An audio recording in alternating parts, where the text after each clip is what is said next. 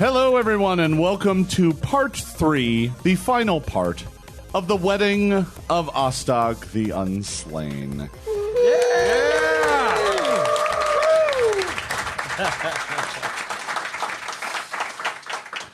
I am Jason Bulmahn, the Director of Game Design at Paizo, and your host of this special look at Pathfinder Second Edition with these jackals.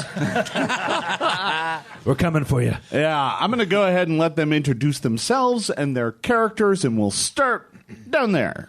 My name is Grant Berger, a member of the Glass Cannon Network, and I'm playing Nero Goodfence, a halfling, gambling, sorcering thing. He is the Slayer of Bloodwing, gambler, much reviled for his high die rolls, and conqueror of flamingos. I'm Erik Mona. I am the publisher and chief creative officer at Paizo, and I am playing the Abadarian cleric Arcanus Severus, who is the second assistant to the third social secretary of Absalom's Temple of Abadar. Currently wearing a chartreuse dress.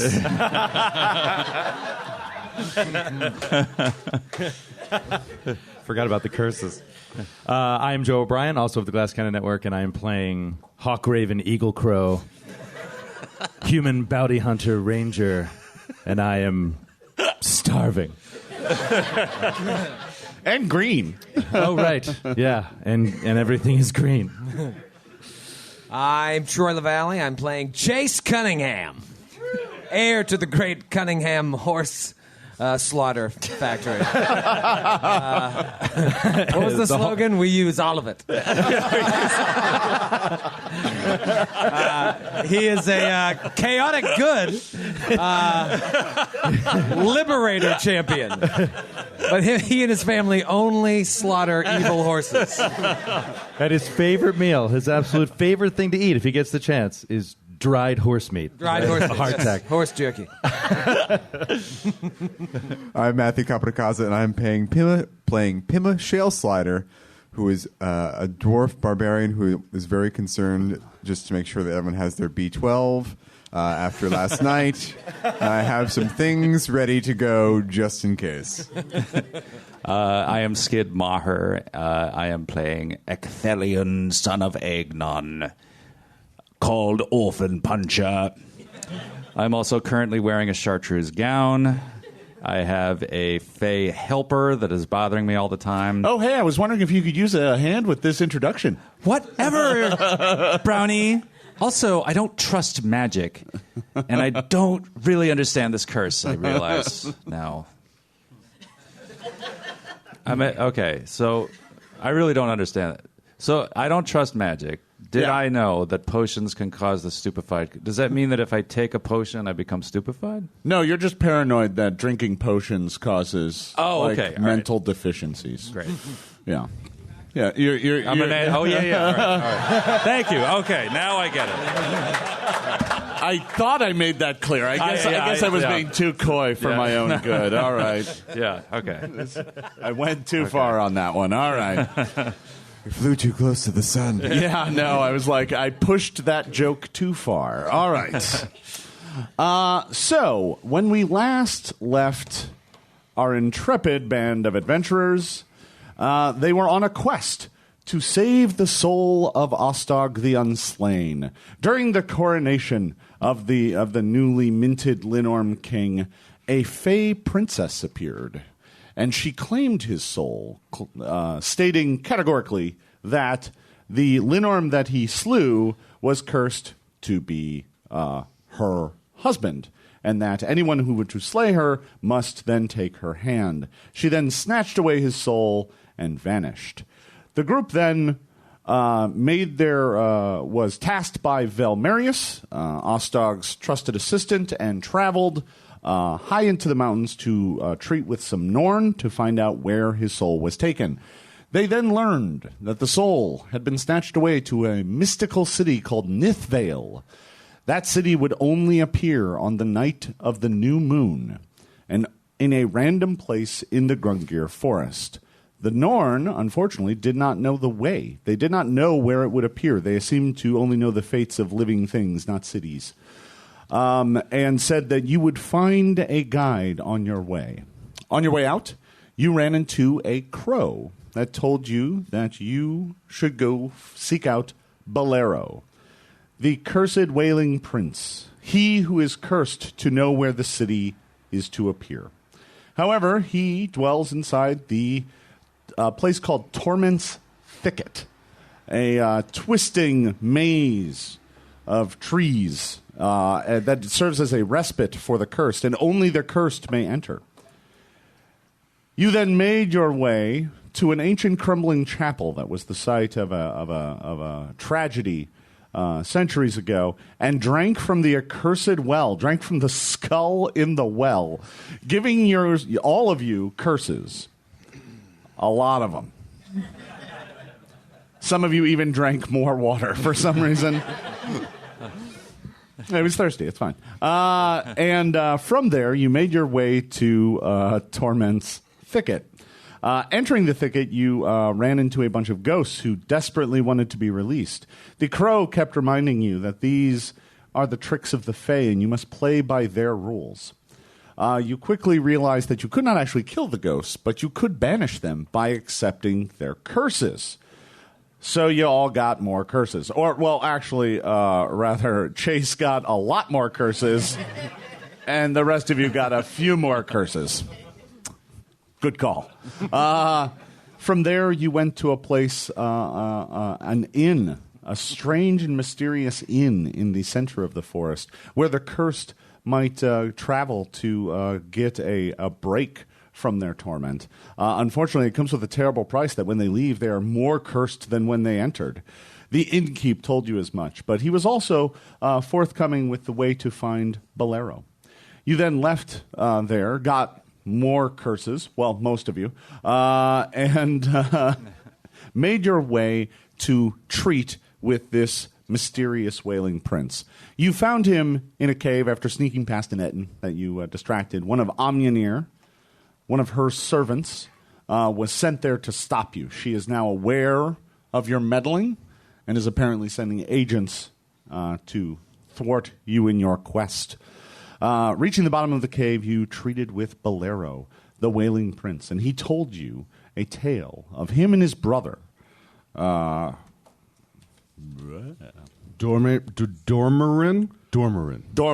Bolero and Dormarin, who both competed for the favor of Amnir centuries ago when the world was young. His brother made a better pair of shoes than he did. They were both cobblers. And he smote his brother in the head with a hammer and then presented the shoes as his own. But he was cast out, and he found himself in Torment's Thicket, his feet transformed into the roots of a great tree, forever unable to move, but cursed to know where his home was, constantly shifting around him but never finding him. It is said that in 1,000 years it will eventually find him, but it is always 1,000 years away. And at the very end, he told you that, yes, he knows where Nithvale will appear. Or rather, he will know, because he only finds out on the morning of the day of the new moon. And in that day, it is his day of torment. So, that's where we left off. We will pick up many days later. Oh. You have been unable to leave Torment's Thicket. There seems to be no way out. No way out that anyone seems to be willing to tell you. Ooh. But it doesn't matter anyway, because you have to wait until Bolero knows. So the days roll by, and Ostog's wedding grows ever closer.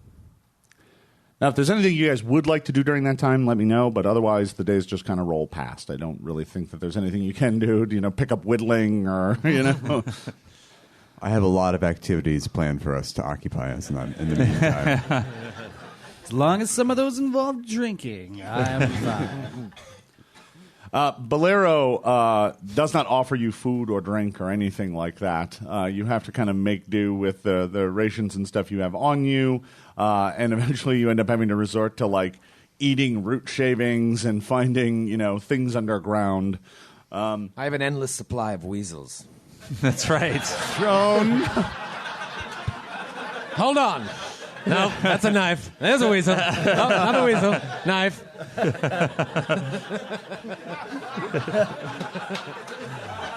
We shall feast like kings for weeks. Seriously, like by the second week, we're just like, so sick of weasel. If I have one more weasel pot pie. If I see one more weasel, I swear I'm going to barf. I've looked up a lot of weasel recipes. Whatever, Pima, they're all terrible. Your negative outlook is going to kill this party. I quite like the weasel recipe for fermented weasel milk. Oh, God. Look, any port in a storm, I just want to party. I am not milking any more weasels for you.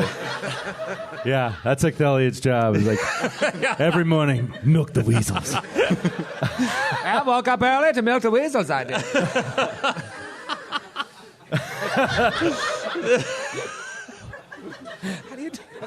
Bolero, who lives a cursed life, It's like wringing out a wet towel.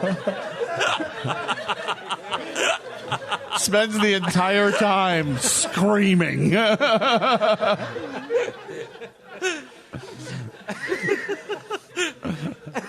Eventually, he just starts hitting his head on a root to knock himself unconscious because he can't move. His 1,000 years of torment have never been so bad. Yeah, somehow it got worse when you arrived.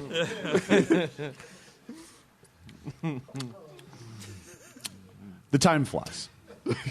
But you can feel the wedding growing ever closer, especially those of you who are in chartreuse dresses. You know the day is getting close. You're afraid you've probably missed the bachelorette party at this point. To make up for it, I've collected a lot of junk to form the centerpieces of all the tables. That's right. A lot of it. Currently, it's just like snapped off bits of root and rock and piles of dirt. I'll make it beautiful. If only I had some help. It's fine. Your party has a real rustic vibe. Yeah, it's a beautiful trash mountain, Pima. How did you know my nickname for Pima? The beautiful trash pile. So the morning of the new moon, Bolero wakes with a start. His eyes snap open. I know. He looks to all of you, and as he holds out his hands, the roots that form up his legs slowly reach out and begin to make a shape, like a map made out of root. And it forms this kind of large... To be honest, the forest kind of looks like a large lima bean.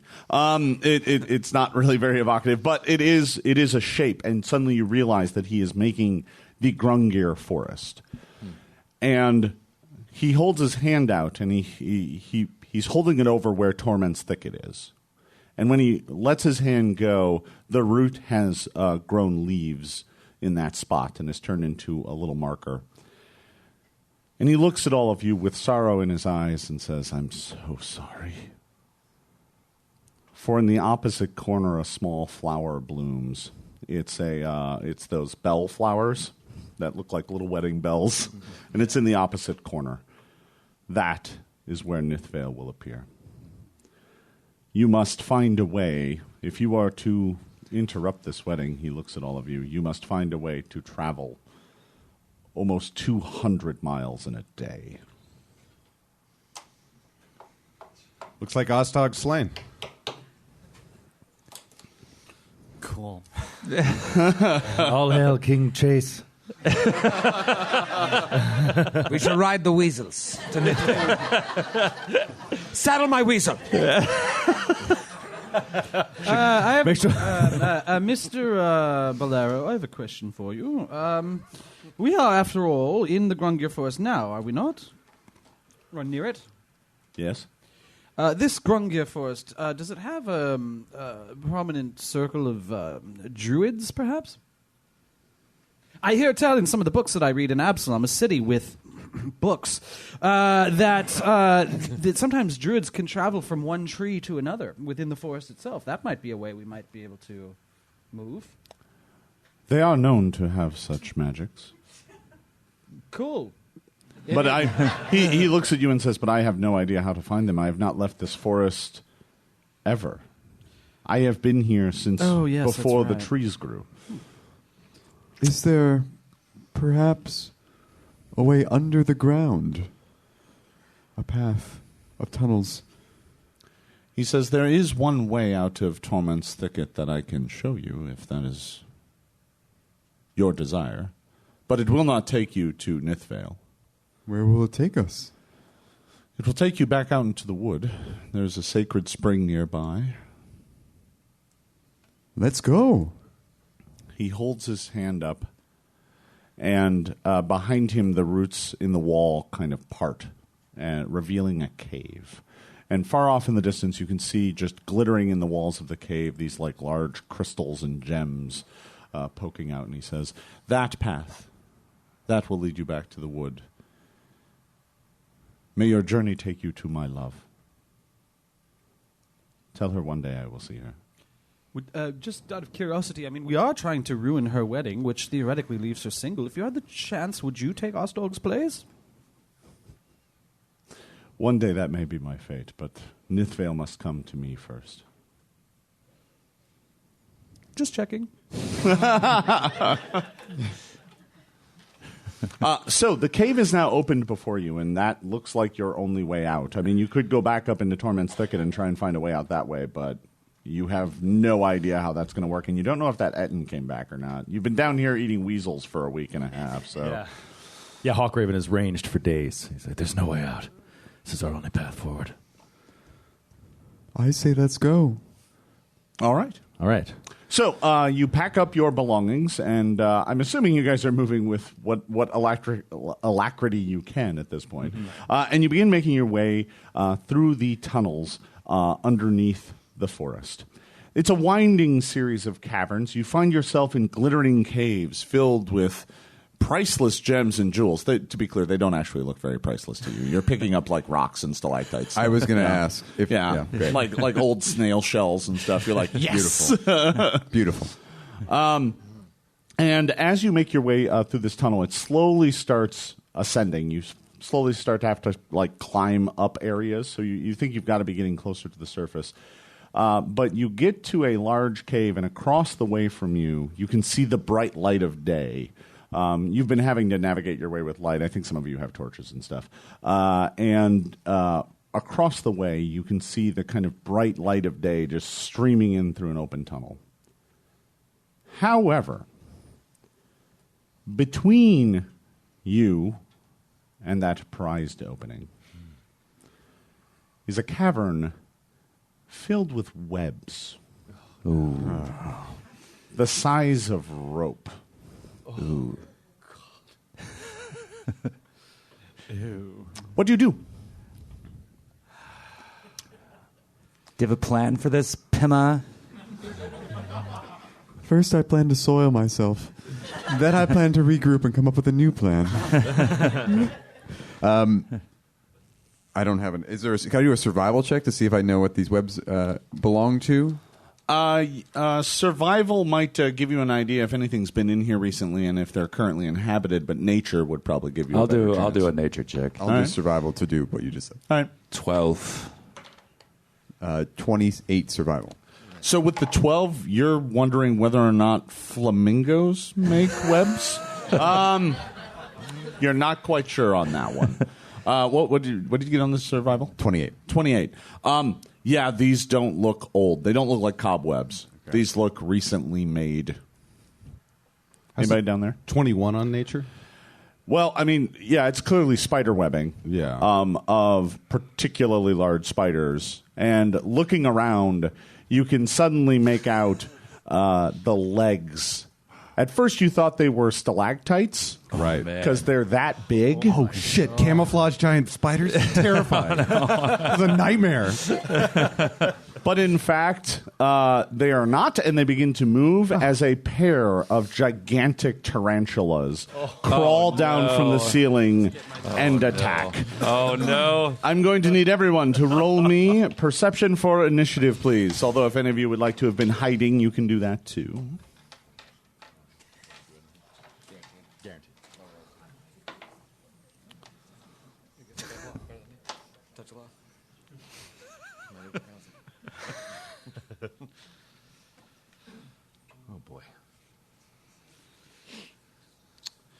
All right. Does anyone have above 30? Not this time. All right. Anybody got above 25? 28. Ooh. I just said to Troy, I was like, I'll bet you $10 that I am webbed and poisoned before I do anything.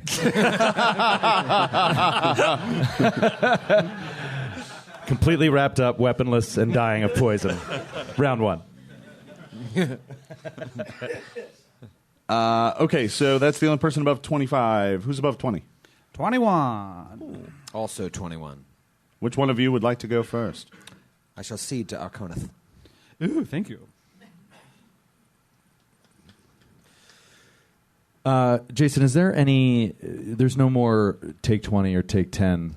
So actually, there's a take 10 skill take feat, 10 right? is a skill feat called assurance. Right. That basically means that you are so self-assured in that with very little effort, you can at least get a passable result. Mm-hmm. But that means that you are super specialized in that skill. We removed it from being a universal thing just because everyone was like, well, I will just take 10. Everyone can climb everything, right? Right. Yeah.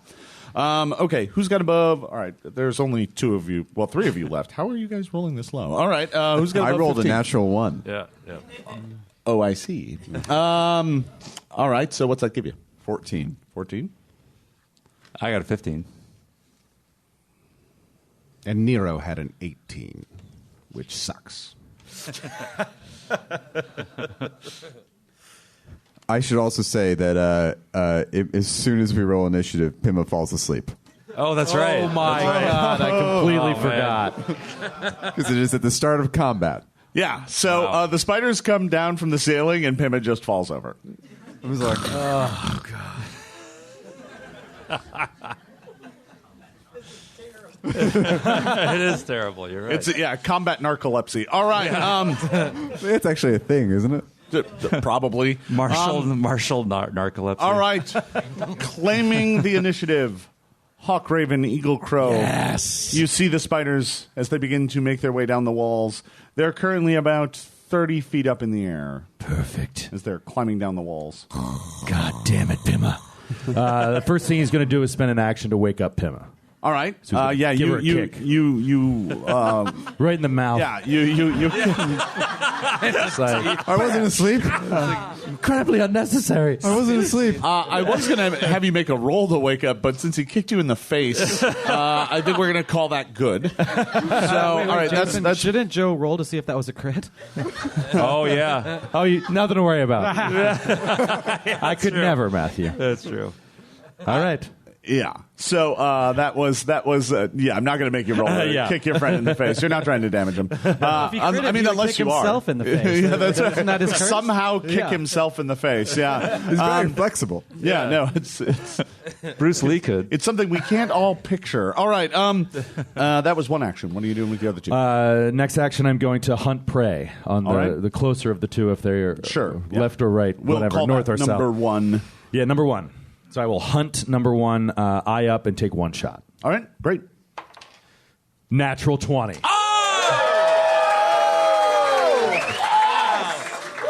What a start! Only downhill from here. My new die. So wait, am I blind? Yeah. So you But the crit still resolves. yeah, the crit still resolves, Okay. but a bunch of feathers from the fletching fly off and hit you in the face. What a... You take the good with the bad. Okay. Ooh, juicy. All right, that is 18. And did you double it? 36. Wait, don't double the precision, right? Double, Yeah, everything. so 36. 36 damage, and it is pinned to the wall. Nice. Amazing. Ah, yes, Nice. yeah. All right. So you, your arrow flies true. Not that you see what happens, but the rest of you see an amazing shot as just one of its legs gets slammed into the wall, and it I feel is like that was pinned good. Was it there. These spiders go. I'm going to start with the one that's pinned to the wall. The first thing it's going to do is make an athletics check to attempt to pull its leg free. A 19 is not going to quite do it. It struggles some more. Should that be against my class DC? Was that No, something it's you would actually use for set that? by the critical specialization effect. And Okay. I believe it's jacked up for you to like 20. Okay. I'm just trying to beat. I rolled way too low the first time. So the second time I'm like 27. So it manages to pull itself free and begin climbing down the wall. But that was its whole turn. Your crit basically wasted its turn. However, the other spider, Tarantula, crawls down the wall, gets right up near the party. It's about 5 feet away. Oh, no. And then it flicks its legs at you. Its front legs, it just flicks them. And a barrage of tarantula hairs come flying out at you. And they're the size of darts because this thing is so big. Everyone needs to make a reflex save as these hairs pierce and penetrate all of you. Wow. How would the blindness affect that? Just roll the save as normal. Okay. Don't worry about it.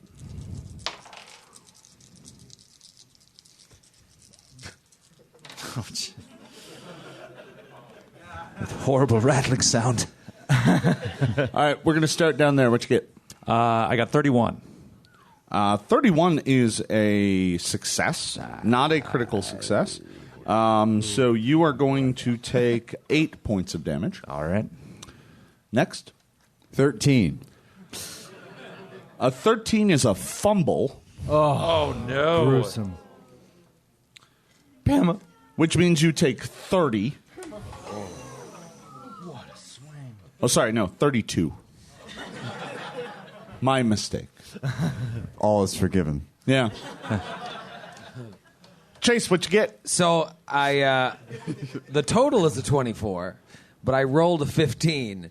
So 15 maggots with Chase's face burrow out of all different pores on his body, and he takes 15 points of damage to start. And you failed the save. Failed the save. Take 16 points of damage. Yeah, all those maggots come squirming out of you, and the tarantula's like mandibles suddenly start salivating as it's like looking at all those tasty Chase maggots. Look at those handsome maggots. What's our Green Ranger got? 30. A 30 is a success. Take 8. Beautiful. Conus. 19. A 19 is a fail. I sort of figured that out. Take 16 points of damage Ooh. as the barbed hairs pierce you. Last but not least, down there, Nero, what do you got? 24? 24 fails. Take 16 points of damage. Damn. Yeah, don't look up videos, by the way, of tarantulas flicking leg hairs at things. They actually do that. It's nightmarish. Why did you even say that? Yeah. No, don't. When Troy starts screaming in a moment, we'll all know why. All right. Throw it up on the big screen. All right. Yeah, that's one of the... I love our new monsters. They're all filled with sick, twisted abilities like this. So that is the giant tarantula's turn. Next up, Arconus. It is your turn to act. Well, I'm going. Am I standing next to Chase because we're so close? Yeah, you guys are all clustered together just because you're climbing through caves. So you're all adjacent to one another. Chase, may you ignore the maggots and have a profitable venture in your fighting against the tarantula. And I cast heroism on him. Whoa. So for 10 minutes, he taps into his inner heroism, granting it a +1 status bonus to attack rolls, perception checks, saving throws, and skill checks. It's across the board +1 bonus. Yep. +1, sweet. For 10 minutes. So probably should be for most of this fight.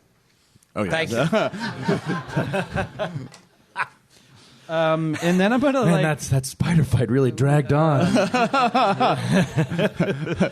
It's 100 rounds. Okay, and then I'm going to. It's like 4 in the afternoon. It's like, why isn't this over? I'm going to do a ranged. Oh wait, no, never mind. I'm not. I'm gonna reach out. I'm already touching Troy's character. So you're wounded, right? Did you fail your save or did you make it? I made it, but I also took an additional 15 Oh, that's right. Okay, cool. points. So I touch him and use the one action heal on him. To give him back 48. Yep. All right. 48. Yep. Oh, I got it for you. Oh, nice. 26. Oh, great. All right. There you go. That is our Conus. Chase. Thank you, First Priest. You're welcome. Are weapons already drawn? Sure. Okay. So Chase flicks off the tarantula hairs and the weasel hairs, and just kind of at the one that Eagle Crow here pinned to the ceiling, he's going to rush at it and try and strike. It just climbed down off the wall, but it's still like about 15 feet away. Okay, great. So he's going to take a swing at that. An even number, which is good. It's going to be a 27 total with the heroism bonus. A 27 will hit squarely. Yes! Okay, 12 plus 6. Do I get a bonus to damage as well? That's No. a good question. No, I don't think Okay, so. 18 points of damage. There you go, Chase. And then I moved, swung. I'll swing one more time at a -5, another even number. But that's going to be a miss. I'm assuming 17. Yeah, 17 isn't going to quite hit. All right. That was Chase. Ran up, swung his axe, cracked open the spider's carapace. This thick, viscous, yellowy liquid is spilling out. Nero, it is your turn. Oh, God, Nero wants to do something that takes 3 actions, but he has to deal with his terrible curse that's affected him so desperately in combat. 1. Finally. Can't do anything. You spend the other 2 actions, by the way, just babbling incoherently. Sounds like normal. Yeah. So Nero will, I guess, activate a charge from his staff and launch a magic missile, which will do very small damage. 4 points of damage. 4 points of damage. All right. So you've been attuning that to yourself every day, and that gives you 4 charges per day because that's how staffs work now. All right. Cool. 4 points of damage. All right. The spider looks hurt, but not terribly. I'm assuming that was a focus fire on the one that's already been hurt. Yes, All right, indeed. I just realized I forgot something. Yes. After my second swing, everyone hears a voice in the room. Oh, right. Yes. It's like Chase stared down those tarantulas. He was afraid of spiders, but couldn't let his friends know. For one day he would be king. Yeah, you all hear that, by the way. You're afraid of spiders? It's a different Chase. Bring.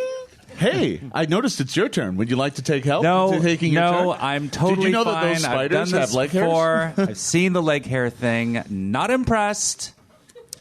And he sees the damage that was done to Pima. It's torn up pretty good. He says, "Hey, spider, stop hurting my friend. We need her for planning." Finally, someone appreciates me. Shut up, Pima. And so, is this difficult terrain with the spider webs? Yes. Okay. So I am going with one action. I'm going to activate my Boots of Elvenkind, so sweet. I can ignore difficult terrain. Yeah, you can run all over this cave if you want. And I am going to run up to the pinned spider. Yeah. Whichever. That's the one. With It's most, not pinned anymore. But Oh, is that it the one that was pinned? pinned? Yeah. And I am going to activate another spell, or a spell, key strike. You're going to key strike it. Very good. Yeah, I'm going to key strike it. So I'm going to use a key point to focus my key into magical attacks. It gives me +1 bonus to attack rolls, and it's heightened, right? Yeah. So it's 2d6 extra damage. Sweet. And I'm going to do, with my final act, I'm going to do a flurry of blows. Awesome. And that lasts, the key strike lasts for the whole round? I think so. Yeah. I think that's what it is. I think it's full round. So it's going to affect both attacks. Ooh, yeah. That is 38 to hit. Correct. Hell yeah! All right. All right. So roll it all once, add it all up, and double it. Okay.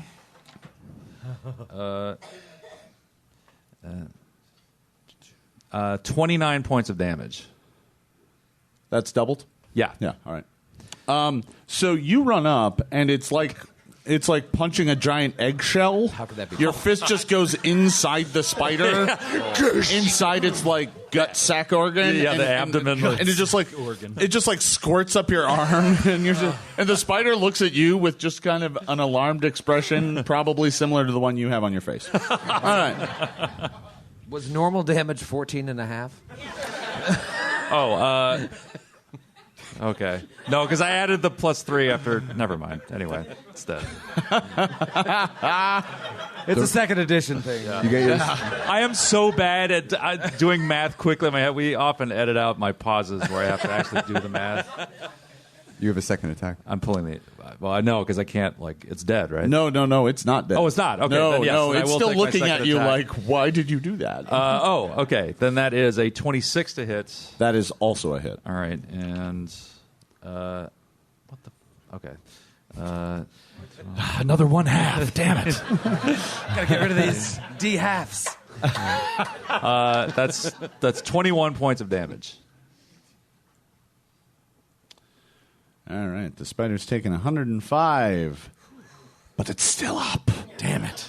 It's a big spider. It yet lives. Perhaps we could tame it and ride it to Nithvale. I don't think Sally 2. These spiders are not volunteering to be your new mount. They just need to be broken. My family always said if you can break a horse, you can break a spider. Pima. Pima will stand up, pick up her great pick, and rage. Rage. All right. So you get up and just like, I'm so mad. all right. I had such a great day planned for all of us. Yeah, as it turns out, you also are. We were going to go to brunch. The back of your dress is now also covered in spider web. Like when you got up, it like trailed from you, and you're just like you're trailing spider web. Curses. Top of the order, Hawk, Raven, Eagle, Crow. I missed something here. I believe you tell me, but I have evasion. So I think do. that I would. Oh, yeah, you take nothing. Critical Yeah. success, Yeah, right? yeah, Okay, then you great. take nothing. Yeah. So he and he's blind through this turn, right? Oh, yeah. yeah. So I will try to. How does concealment work? It's a flat check to see whether or not the attack hits. And is it like you have to roll higher than 10? 10 or higher?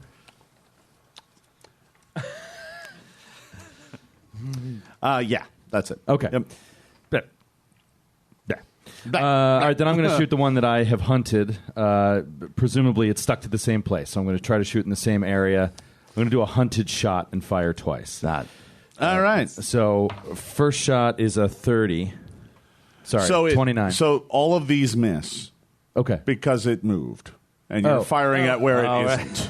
Oh, that's right. It broke out. So Hawk, Raven, Eagle, Crow fires 2 arrows. That's your first action, right? Right, yeah. Your friends can talk to you though, so they could scream you're shooting in the wrong. I don't know if any of them will. Hey, Falcon Crest, nice shooting.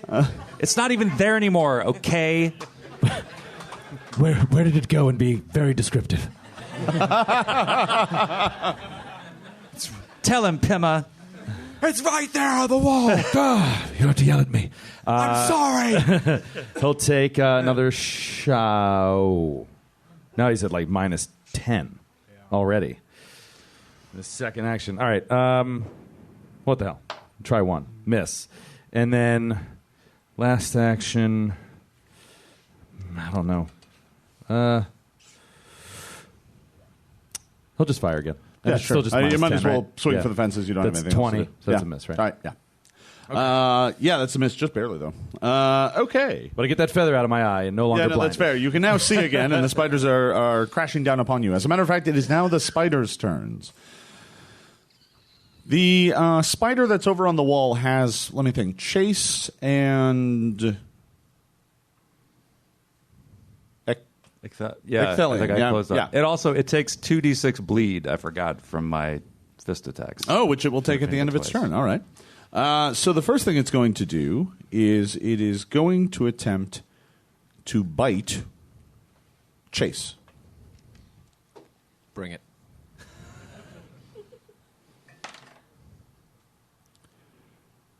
34. Regular hit. All right.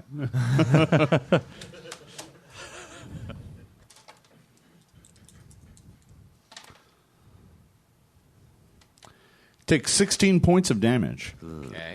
As its fangs pierce you, Here we go. you feel a cold numbness creep into your limbs. No. No. Please give me a fortitude save. Roll that die. Oh, no. So many bad things can happen. If I roll. Oh. You have a judgment call on that. It's a 20, It's a 20. but it's kind of on its side. It's a 20. Okay, like. Now it's a 14. 14. Not 20. So it's going to be a 33. A 33 is a critical success. You are unaffected by the poison. Yes. With the spider's second action, now it only affects critical hits on him, not his critical saving throws. If he fumbles a saving throw, that's bad. That's bad. All right. It's going to attempt to bite Ecthelion, who has its fist stuck in its thorax. Trying to work my fist out of it. And that is probably a miss. 23. That's a miss. All right. And with its final action, it's going to attempt to bite Ecthelion again, swinging for the fences. Oh, that's actually really quite good. 25. Yeah, that's a hit. All right, gotcha. Okay, take 17 points of damage. And you as well must give me a fortitude saving throw. Okay, if you say so. Oh, that is 29. 29 will make it. All right. The other spider advances on the party. Let's see. I think probably up in front is Hawk, Raven, Eagle, Crow. We'll go with that because he was trying to hide from me. So Don't make eye contact with the GM. yeah, let me look down the looking at my table abilities. here. It's like trying to get called on in class. Try to look busy. It's going to attempt to bite you. Armor class 29. That's a hit.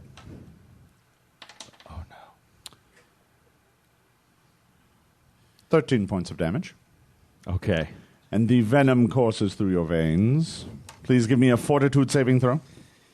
Okay. Come on, O'Brien. There we go. 29. You're fine. All right. I want to get paralyzed. I hate paralyzed. I hate it. And as it arches up to bite you, its legs, which are covered in those spiny hairs, go darting out at Arconis. Armor class 22 probably isn't going to hit. 22 probably isn't going to hit. Is that what you just said? Yeah. Well, we could go with that. I think he's AC 21. Does that hit? Well, I have an AC of 21. Yeah, I thought so. Oh, all right. Never mind then. Okay, here it comes. We can go with that. Take 13 points of damage. Okay. Ow. Owie. How did I not print it? Oh, no. Here it is. Perfect. I Almost made it there. then spend my third action to knock you prone. The leg, sweeps at you, and it hits you, and I spend my last action to kind of fling you to the ground. Cool. Sweet. Your poor gown. Yeah. Now it's filthy. We have to return those. It's rustic. Arconis. Well, okay. I would like to do a 3-action heal for the party, but I have directed channel, which allows me to make it a cone if I wish. So Yeah. here's what I want to do. I want to heal as many members of the party Sure. without healing any tarantulas, Sure. or as few tarantulas as possible. A minimum Are you with number of tarantulas. Will that require using directed channel? Yes. Okay, now I'd like to call an advanced question about directed channel, but I think I know the answer. I'm just wheedling for maybe an answer that's better for me. Yeah, right. If I change what's usually a burst centered on me into a cone, Yes. am I still included in the effect of the cone? You can decide that the origination point is in the back of your own Back of your own square. square. Okay, cool. So you are in it. All right, Yeah. good. Then that's what I do. And Cool. can I get everybody? You can get everyone except for Ecthelion and Chase. Excuse me, who have leave me advanced. out of it, because don't you know that channeling makes your eyebrow hairs fall out? We have a threading appointment tomorrow at 3. I think the two of you are going to end up with considerably more spider hairs, even sooner than that. So I will just heal the rest of us, and Yeah, be left to fend you for cannot hit them anyway. themselves. Yeah. Yes, okay. 14, 16. 16. Everyone except for Chase and Ecthelion gets 16 hit points. Beautiful. And Thank you. Pima Thank you. passes out. I forgot about that. Yes, I do. That happens every time you get healed. Yep. Yeah. I should have paid better attention. She feels really good for a second there. Yeah, you get this warm smile. Oh man, that feels. Yeah, the messed up part is that thing you're leaning up against is a tarantula leg. All right. The hairs are just like smushing up against your face. Aren't they razor sharp, and wouldn't they wake me up? They do. After you take 5 points of damage. To the eyebrow. I'll give you that one. All right. That was our Conus. Chase. Take this, spider. Two-handed with the bastard sword here. Natty 18. Oh, that's great. Still under the effects of heroism. I mean, this has got to be a crit. 34, 35. Crit. Yeah. So nice. it's 2d12 plus all my bonuses doubled, right? Yeah. Okay. You double the result. All right. Not bad. 11 plus 6 is 17. 34 points of damage. Your axe buries itself in this thing's thorax, and it collapses into a pile of goo.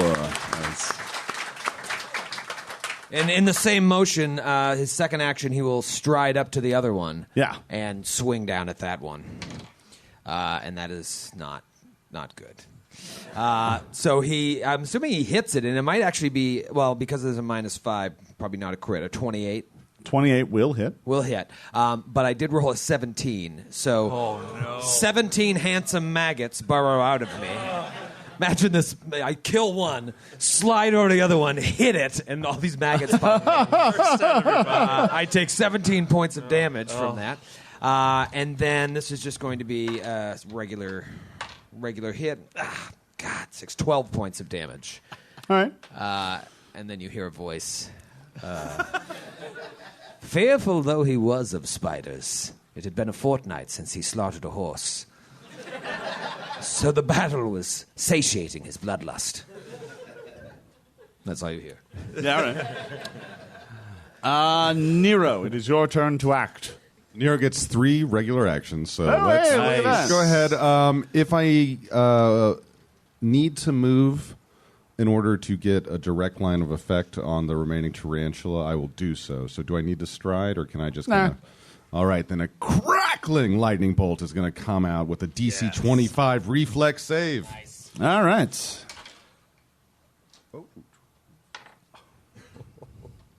23 points of electricity damage. I fail and take 23 points of electricity damage. There you All go, of its Nero. hairs just kind of burst off and float down into a cloud. That's bad for us. Like a frag grenade. It's in my Hair weasel grenade. wounds.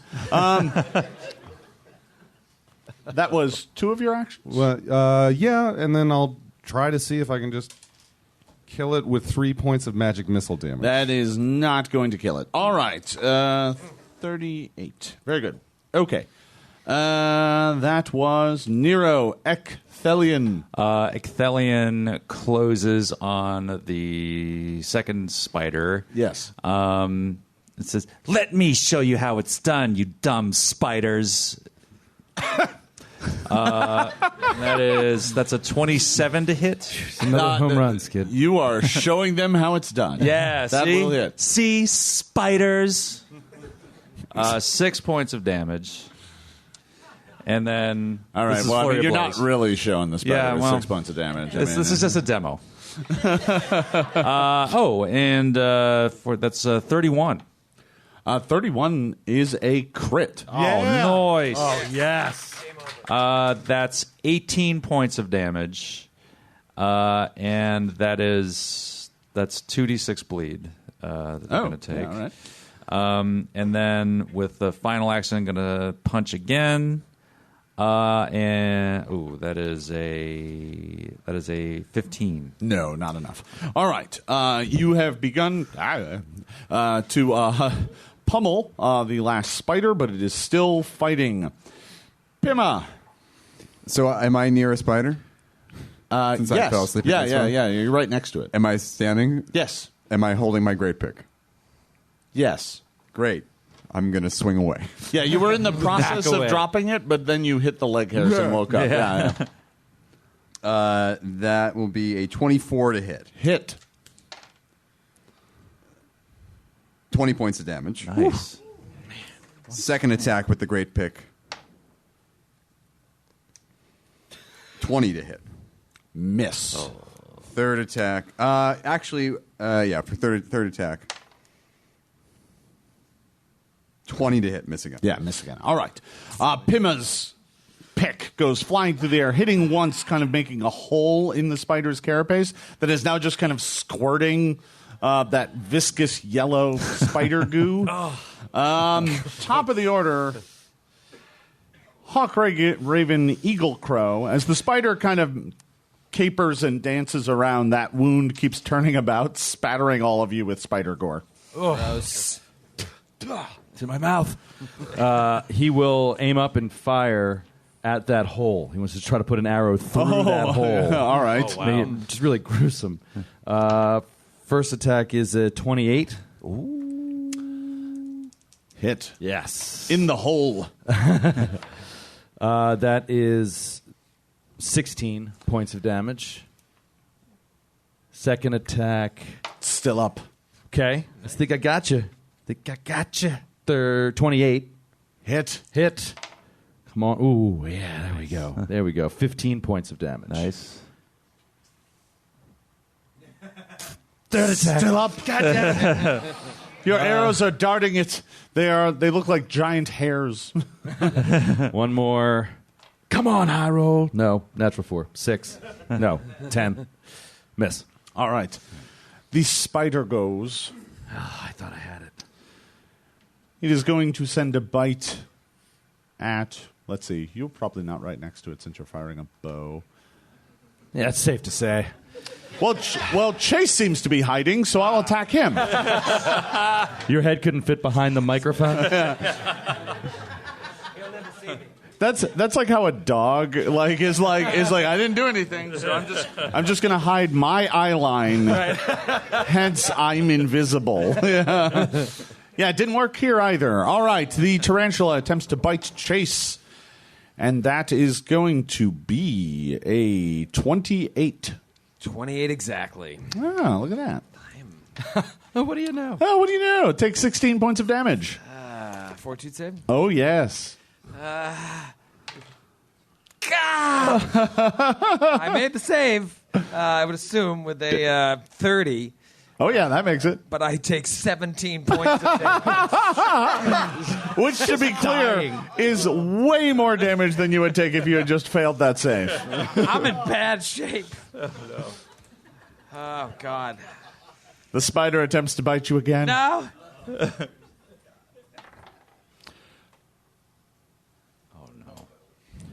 I have Chase dies.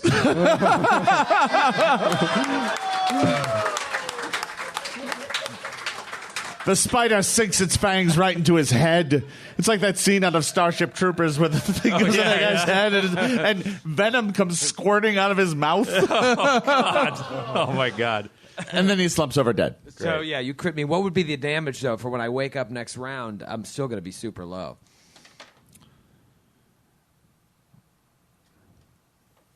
24? So I have 4 hit points back. when I Oh, come good. up. I'm just going to put a mark right here. There we go. All right. Chase falls over dead. For the spider's third action, Let's see. Who else is up next to me? I'm up with it. Yeah, all right. Yeah. I'm going to attack Pima. This is my final bite. No, that's a 14. That ain't going to hit anybody. All right. The spider, satisfied with its kill, is attempting to drag Chase's body away to take up to its nest and feast upon, but it hasn't done that yet. It is trying to, like, its forelegs are starting to grab him and try and wrap him up. Yeah.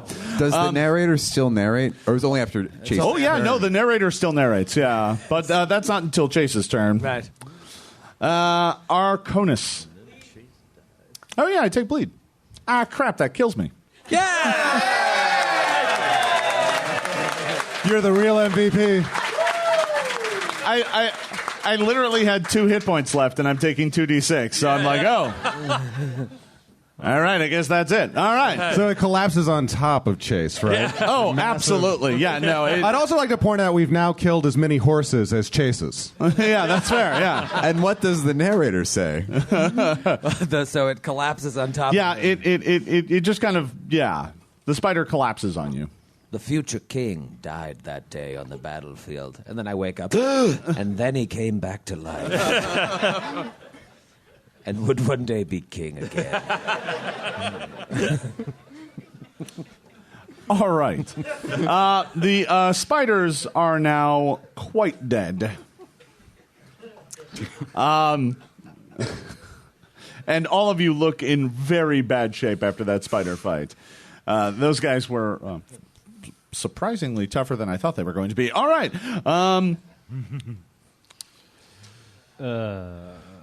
Well, we can do some magical healing, or we could do what we did yesterday. So you can do medicine on everybody, Yeah. And to keep things simple and moving, because we're in this live audience here. Just go ahead and give me a medicine check, and then we'll apply the results to the whole group. I rolled the wrong die. That must have been a D3. Can I do one? Yeah, I have sure. a pretty good medicine skill. I got a 17 total. Oh, that's actually good enough. It's only a DC 15 to heal everybody 2d8. Okay. Pima falls asleep. Yes. All right, that would be 13 points. All right, so everybody gets 13 back. You get that right off the top, and as you treat Pima, she falls asleep. Does Ecthelion accept this treatment, though? This is all natural. That's all I do. No. It's totally fine. If you guys want to go crazy and have all kinds of problems because you're using magical healing, that is your funeral. The brownie appears, and he says, I see that you're talking nonsense. Would you like some help with that? And then it brings up a thesaurus for words like, that's not true, and you're being silly. All right, I send Clippy a bunch of YouTube videos of suspicious origin. See? You do realize that now Clippy's going to start doing dramatic chipmunk at you. You've just connected him to the internet. All right. What are the rest of you up to? Anybody doing any other healing? Or I anything drank my like- potion, I laid on hands, I took his channeling, he healed me, and I'm still down 32 hit points. I rolled a 25 on my medicine check. to treat yourself. I ended up. So the way it works is once you use treat medicine on somebody or treat wounds, the medicine skill on someone, they are technically immune to it for an hour. You can't keep doing it over and over and over again. You have to give it some time, and then you can heal their wounds a little more and try and make them better. If the party wanted to, you could stay here for an hour and do that, but you're on the clock. Yeah. Can we wait 10 minutes to get a focus point back? Absolutely. For the, well, as a matter of fact, while the wound treating is happening, you can be meditating at the same time. Oh, awesome. Cool. Okay. Nice. Reflex save. I didn't see a roll. I better not. Sorry, Jason, where are the focus points reflected on the character sheet? I don't see it. So I believe for you, I didn't give you a spell sheet, did I? No. No. So right above where all your focus powers are described, I believe I put down your total number of focus points. I may have messed it up. You might have. I believe you have 3. Oh, you did? Okay. Yeah. Okay. All right. Yeah, I think you're the only one in the group with 3. So I could technically wait 10 minutes, lay on hands again. Yeah, 10 you can minutes, keep lay doing on that. hands. Yeah. So using your divine grace given to you by your devotion to some horse slaying god, I'm sure. Right. You can get those hit points back. Yeah, every 10 minutes you can regain your focus and cast lay on hands again. Okay, cool. But once again, this is all about time. Time, yeah. So we'll wait 1 10-minute period, and then we got to keep moving. all right. So just before you keep moving, you turn. You didn't heard anything from Hawkraven for a minute, and then you just hear, "Oh yeah, oh yeah," and you look over, and he's just got a spider leg, and he's just eating it. Oh my god, so good! It's just this yellow bile running down his chin. yeah, it looks like it looks like so good. He's cracked this thing open, and it looks like he's just feasting on banana pudding. Yeah, like it's a. It's that color. Yeah. He just keeps gagging and then being like, "It's the best thing I've ever had." Hawkraven, you've finally proven that man cannot live on weasel alone. I'll also.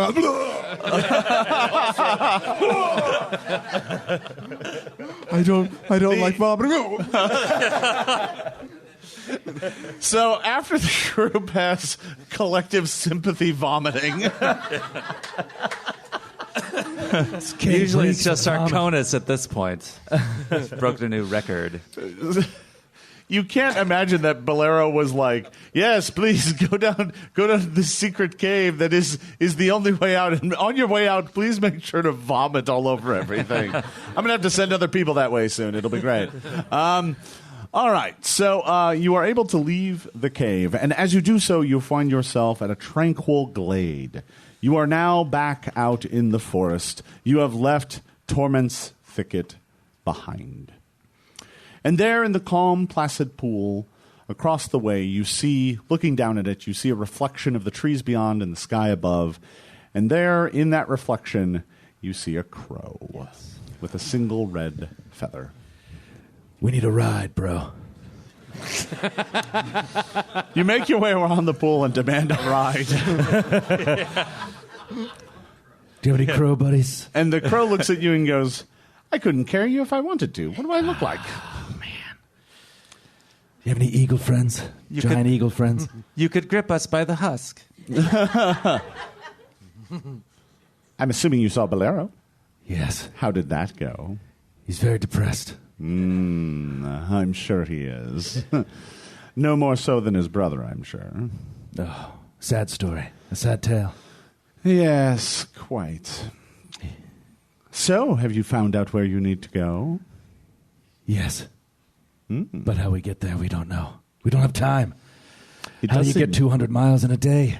Makes no sense. Well, if only you had wings like me. It's not that Rub that in far. my face. It's not that far as the crow flies. Okay.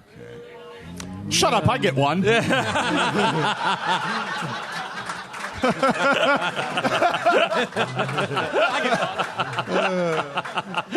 That's only fair. That's only fair. Yeah. Yeah. Mr. Crow, do you have a way that you could help us to fly? We don't naturally come by it.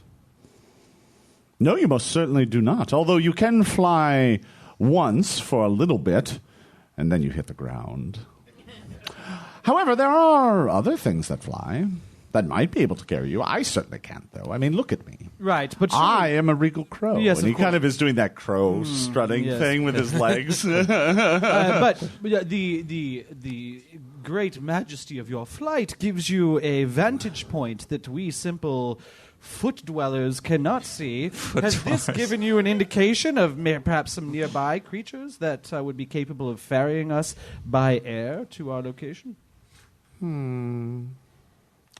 Well, you're probably looking for the flock of Hippogriff.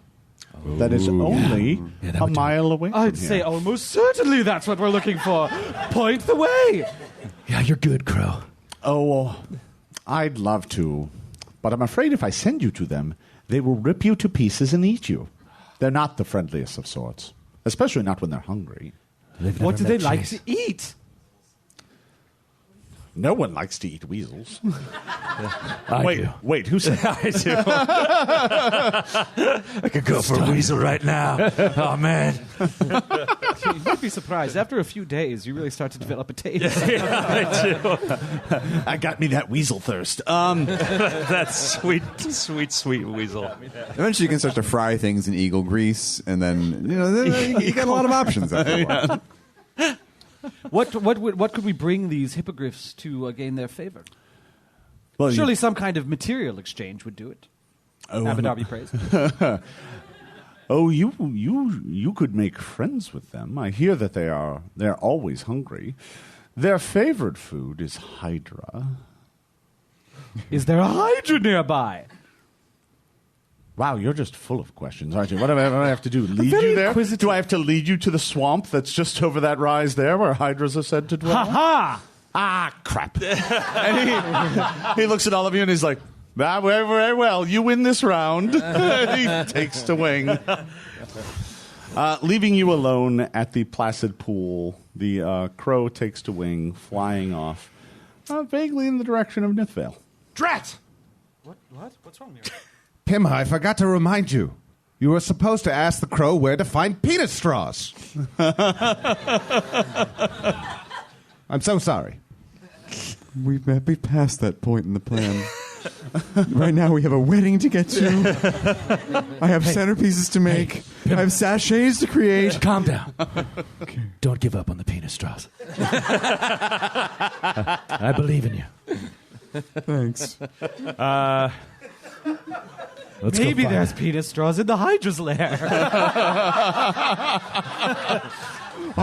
If all of you want to do that, I guess we can adjust the plan. I'll ask about the penis straws. Just want everyone to have a good time. A thought just occurred to me. We don't know how many hippogriffs there are, but my understanding from reading the books is that a Hydra will regrow the heads that are cut off of it. It's almost like a Biggie-sized meal if we can get a few extra heads. Just grab the heads and run away. Yes. That's why you imagine that's why the hippogriffs love Hydra so much. It's the meal that just keeps on giving. It's their weasel. Yeah. You want to relate. Yeah. Let us make haste to the swamp. All right. You leave the glade behind, traveling up out of the forest and over a hill and a rise. And there you reach the top of this rise, and you see two paths. One leads to the left, and off in the distance you can see kind of a glade, an opening in the forest. And even from here you can see the hippogriffs wheeling about. Cool. And to your right, the path drops down into a fetid black swamp. Oh. It's almost like this trail almost seems laid out for you. It's almost too obvious. Weird. Yeah. So what do you... I'm assuming you head towards the swamp. Yes. Yeah, all right. All right. So you begin making your way down the path and soon find yourself... the trail, which started out as firm ground, slowly narrows as the water and the fetid pools draw ever closer. And soon it itself turns to mud and then muck. And then eventually you're just kind of hopping from island to island as you make your way through the black fetid pools of this swamp, searching for a Hydra. But Hydras are elusive beasts. How are you going to track one down? Could I use the survival skill? That is, in general, how you track one down, yes. Could I use my tracker's goggles? Yes, you could. Okay, I'll do that. All right, do that. Give me a survival check. With the tracker's goggles, 27. Ooh. Nope, 28. Ooh. All right. A 28 is good enough so that you don't waste time. This is one of the new things that we're really excited about is talking about how sometimes rolls are fail forward, right? It's like if you fail this roll, you'll still find your Hydra. It'll just take way too long. In this case, you did just fine. So you make your way through the swamp, and eventually you spot Hydra sign. Hydra, this way. Which is like a 3-foot like pile a of poop. It's like a giant pile of Hydra poop. Oh. Still hungry, Joe? Oh, God. That's amazing. You guys, this green soft serve is delicious. They just left it sitting here. This Hydra's green diarrhea is delicious. So fresh and so green. It's like a farmer's market out here. Oh, man. How'd I get so lucky? Like a Costco with all the samples. Regretting that choice. All right. So the trail that you are now following leads you to the banks of a large pool. And you're not sure if the trail picks up on the other side or not, but it's a big, large pool. You can go to the left, you can go to the right. Go to the right. Right? All right. So you guys begin tracking your way around the pool. And can everybody give me a perception check, please? 18. 30. Ooh. Uh-oh. 32. 25. 28, but I rolled a 17. So 17. Your die is on fire. I know. 17 maggots pop out of me, smiling with Chase's face on them. And I on so hands. desperately want this curse to be part of our game. I know. brutal. I have a healing potion I can give you. Healing potion. Oh, thank you. Let Joe I'll roll roll it. Yeah. Can you put it in my bag for me? That's all right. 17. So as you're there you go. applying the healing potion, anybody who beat 25 notices the ripples in the water. And they start as some ripples, and then they start surging in your direction. Anyone who made that can take an action to draw a weapon or do something like that. If you didn't make it, you're oblivious and are not going to get a free thing before heads burst up out of the water, serpentine heads, as the Hydra rises up out of the surface of the pool and attacks. Okay, so I also got a 28 on the Yeah, survival which is when we were enough to- tracking. yeah. Since I was tracking the creature in exploration mode Yes. with its scat and all that stuff, Yeah. I can get that hunt prey before combat actually Correct. starts, right? All right, Yeah. so that's what and you I'll can do certainly with my trigger action. it right now. Yeah. Okay, awesome. Awesome. Anybody else got above a 25 and want to take an action? So That's close to this thing you can. I will rage. You will rage. All right. Nailed it. Yeah, I'll draw my weapon two-handed. Will you? 28? 50-50 chance it's a weasel instead.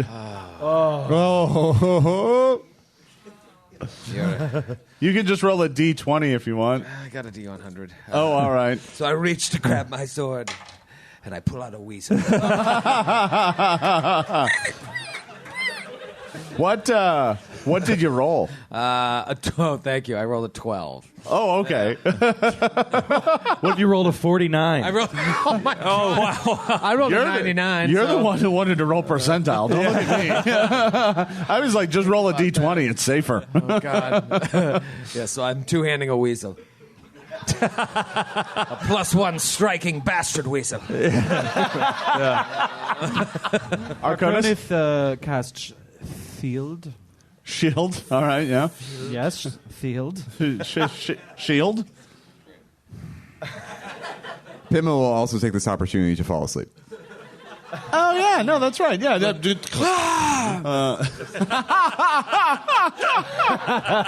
Leaning on a tree, slowly falling down it. So, unfortunately, that causes your rage to end. And you're fatigued. And now you're fatigued. That's not part of second edition. No. Not fatigued anymore, but cannot enter a rage again for a minute. Oh. So we'll not be raging this fight. It's great. You needed that. That'll help. All right. Can I get everyone to roll perception for initiative, please? I have a bad feeling about this. Oh God!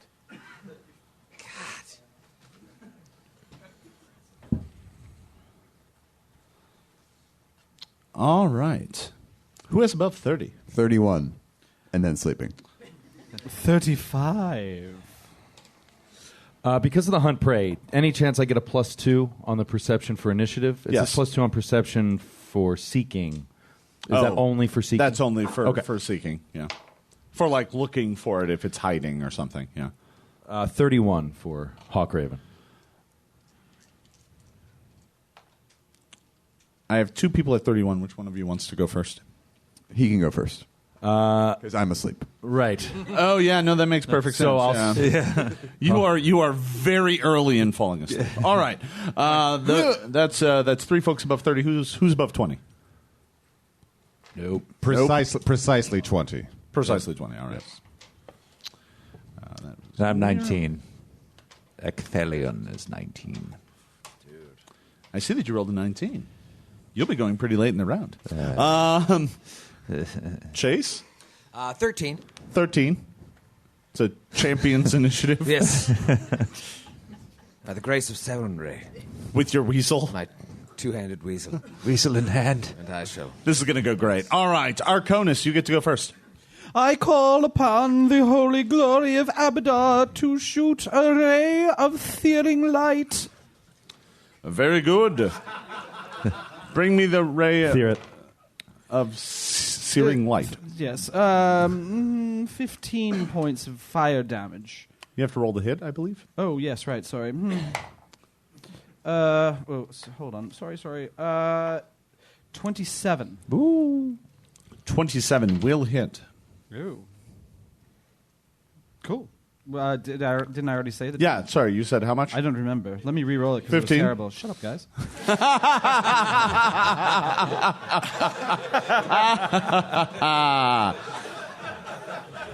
And then I use my third action to step about 15 feet back, so I'm just not the first target of choice. I mean, probably the sleeping dwarf.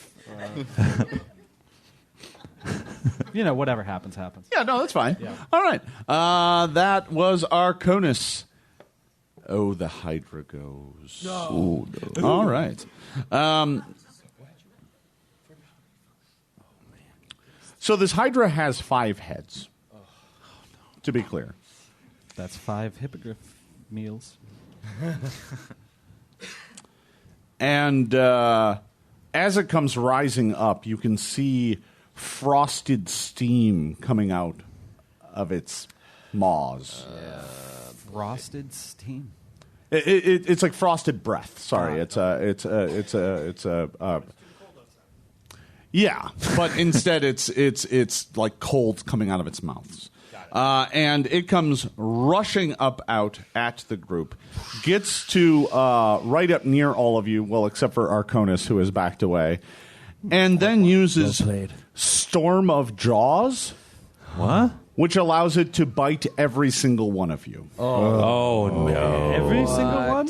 Did I mention Nero was a coward? Except Arconus. You guys, it looks real bad. This Hydra has monk levels.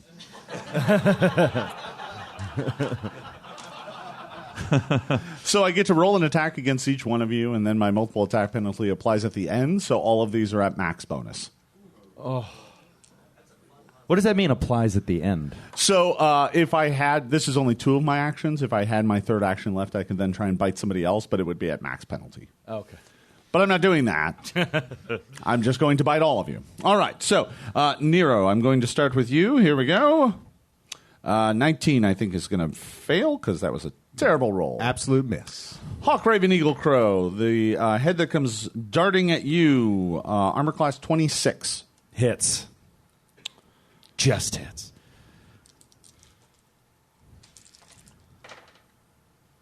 What's he rolling over there in the valley?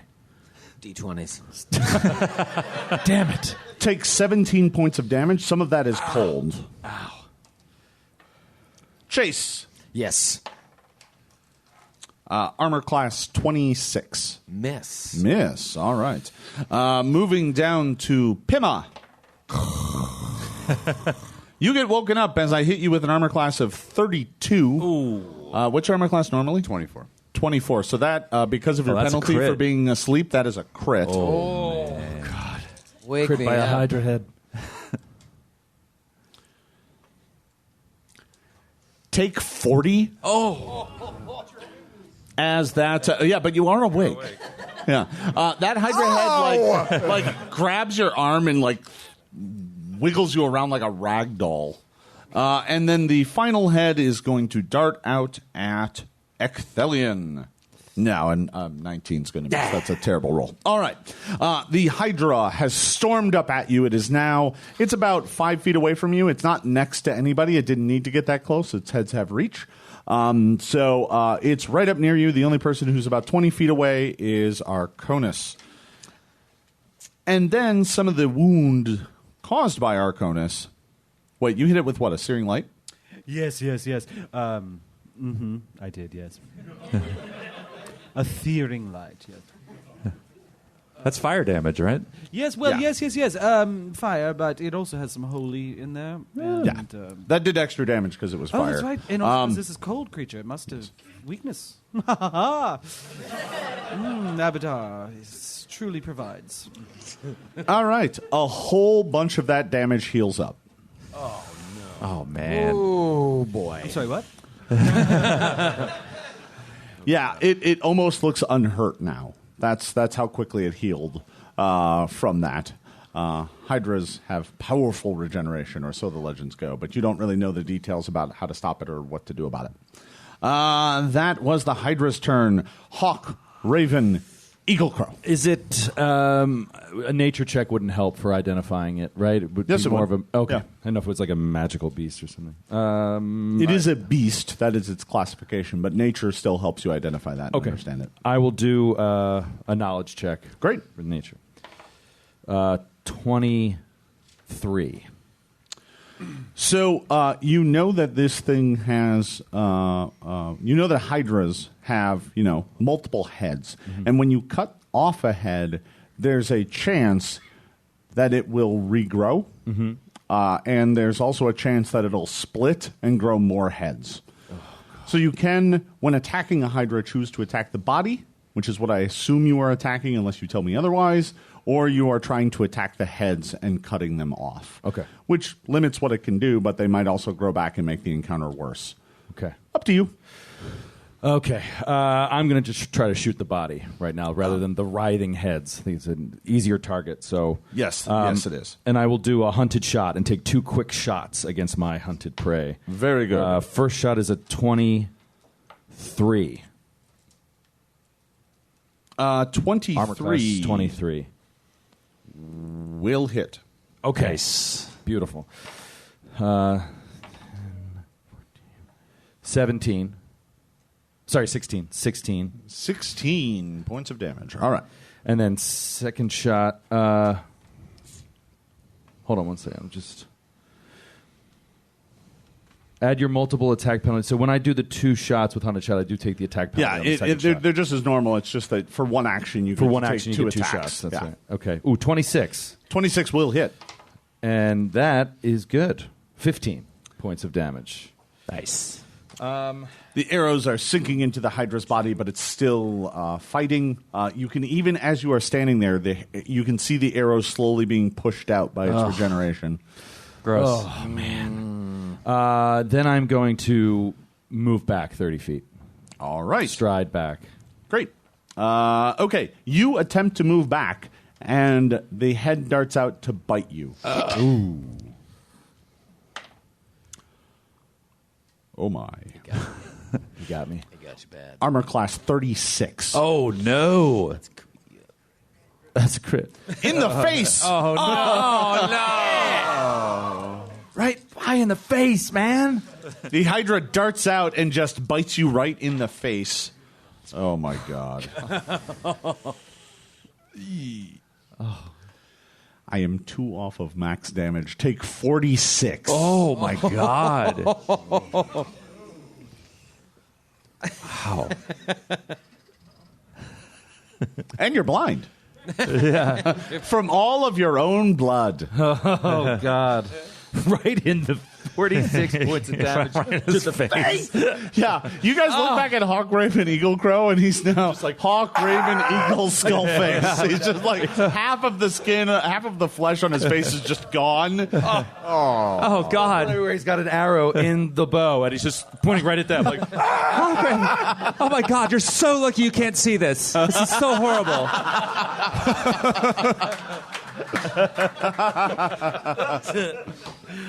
oh shoot!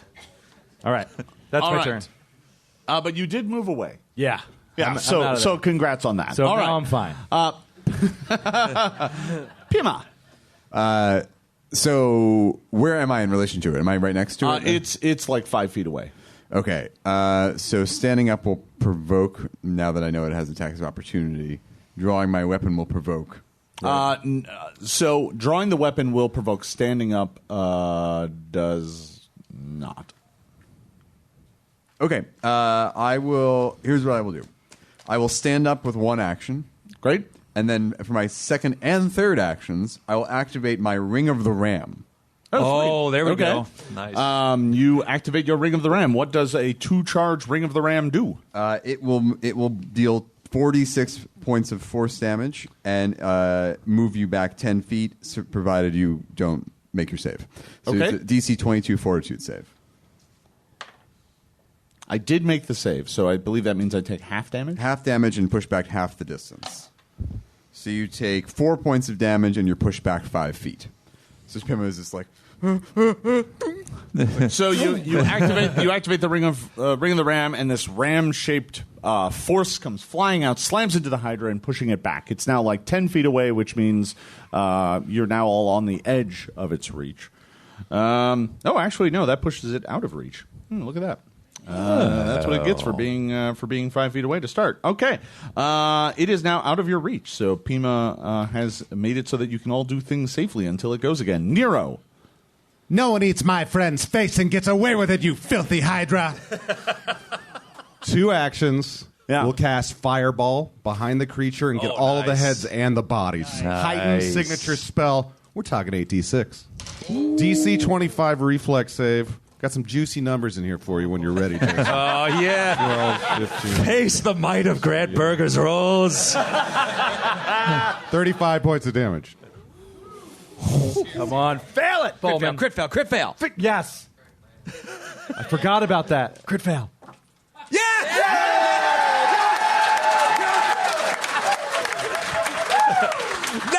Now you know the fury, the pain. Also, it has weakness to fire. oh, right. That was a 1. Yeah. What? What? Daddy, what? Now we're talking, baby. It's not that I'm so much lucky, it's that I'm a luck siphon. Yeah, that's fair. That's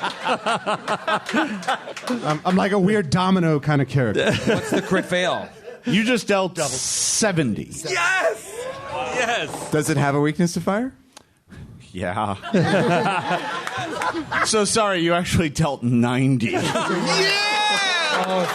Oh, and +4 for the highest level spell I do as a dangerous cast. All right, you did 98. 98 points of damage. And it And I get all. It hits the heads and the body. So the heads are actually immune to area of effects like that Okay. to prevent you from just makes being able sense. to Doing roast something it like with that. a fireball and kill it immediately. However, It heals at the full. that is way over its maximum hit points. Oh, yeah. You roast the damn thing. No one bites off Joe's face and gets away with it. What a round. As the blast and smoke clears, the entire body has been cauterized to ash. And all 5 of the heads fall to the ground in front of you because the body is gone. Great. Okay. But you do have all 5 Hydra heads, which should make a tasty snack for some hippogriffs. Dinner's up. So, the Hydra lies dead at your feet. Its 5 heads severed from where its body turned into a crispy Hydra steak. All the heads are medium rare, though, right? That's right. Yeah, no, perfect. lightly roasted, but still nice and pink in the middle. Perfect. Yeah. Good fireball. I lean over towards Eagle Crow. I said, "Would you please reach in and grab my sword from me. It's far too dangerous if I do it on my own. It's so smart. He slowly reaches down, being very careful. Draws the sword. Oh, thank God. I shall never sheath this again. How are we doing on health, guys? I could use some. I am way down. I just did a critical. I just rolled a critical on my medicine check. So. You rolled a critical. Yeah. All right, cool. You heal 4d8 on fall yourself. asleep. And fall asleep. And then fall asleep. And then Yeah. fall asleep. Yeah. You're like treating your wounds and you just Drowns. collapsing into the swamp. Burned down, fell over, then sank into the swamp. I'm still down a good amount of magical. It has been an hour That's what's since you left the pool, so you can treat more wounds if you like. Well, I got a 17, which is good enough, right? Yep. And so what is how many is that again? It's 2d8. Is that to DC everybody? 15. Or to one Yeah, person? just to keep it things fast? simple, we'll just give the 2d8 to everybody. Okay, but then everybody gets 8 back. Oh, thank you. But not you, since you already got Can I do, just out of curiosity, can I do a retroactive like Arcana or Nature check just to see? I don't recognize Skid. I don't recognize this kind of Hydra. It seemed to have some kind of icy breath weapon or something. I just want to see if it did. Yeah, go ahead and give me an Arcana check. That is a 28. Yes, 28. this is a cryohydra. They have frosty breath. Oh. Had it made it to another round, it might have unleashed a torrent of breath weapon over the entire party and really messed you all up. Ooh. But it got roasted first, so it didn't do that. It was some kind of hail hydra.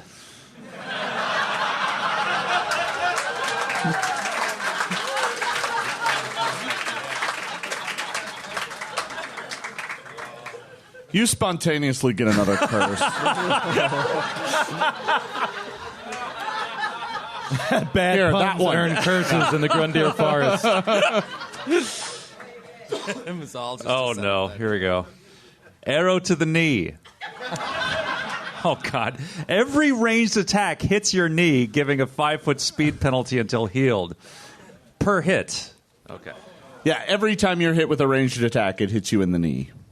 Yeah. Oh, any ranged attack at me? Yeah. Okay. Yeah. No, it's not just it's not that, like every time Hawkraven Eagle Right, yeah, fires that's like a bow, kind of- it just like the zooms right around. It's like the Patriot arrow from Yeah. Common Man Tights. The Patriot arrow.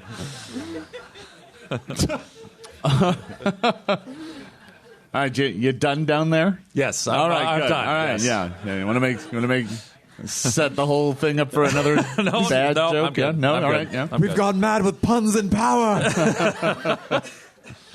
All right.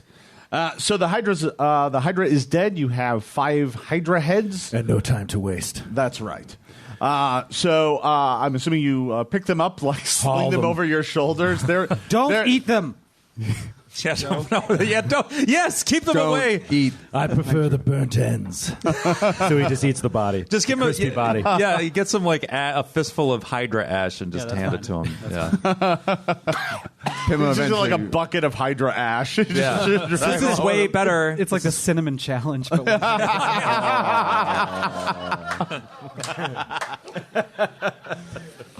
Pima picks up a head when she wakes up as well, and then can I roll survival to lead us to the hippogriffs? Yeah, sure. 21.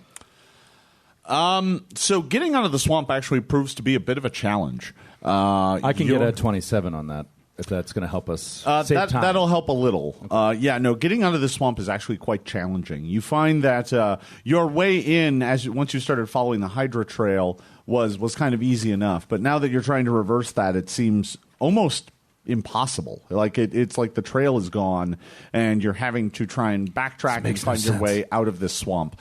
And it takes you like 3 hours to get back out of the swamp. And by the time you reach that fork in the road, it's like noon.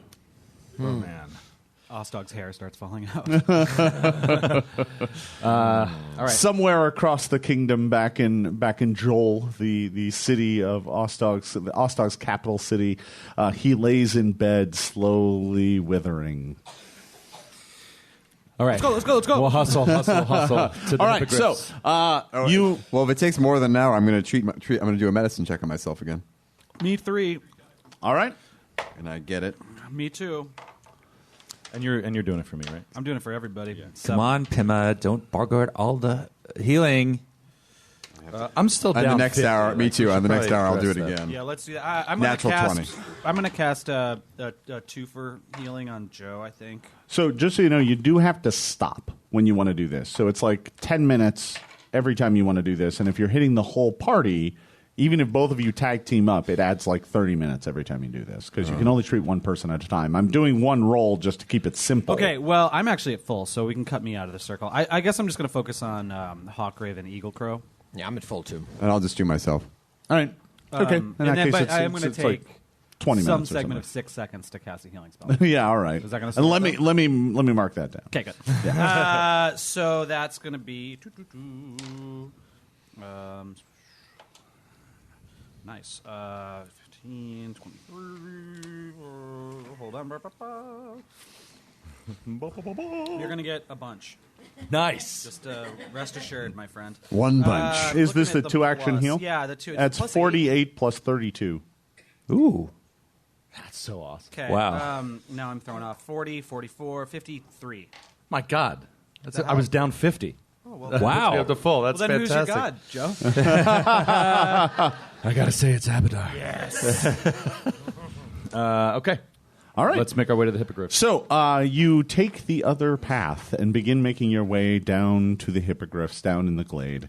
And as you approach, the hippogriffs are whirling overhead. They are savage, noble beasts, but they don't seem to have much interest in you other than to occasionally screech and get a bit close with their claws. You know, they've got long eagle-like claws at the end of their legs. And they kind of swoop down at you, kind of like diving you, like how birds do when they want you to go away. Oh, great and noble hippogriffs. If you can hear me, we are the Thunder Company, and we bring Hydra meat for you to delight upon. Hi. We also have a wedding to get to, if you'd like to come to that. But we can talk about that in a minute. And she holds up the Hydra meat. Like, say anything. It's like John Cusack. Yeah, exactly. But, All my instincts. I have an. Did the hippogriffs seem to recognize our voices and understand what we're saying? You call out to them, and it doesn't seem like they're paying much attention to you. You're not sure that they can understand language.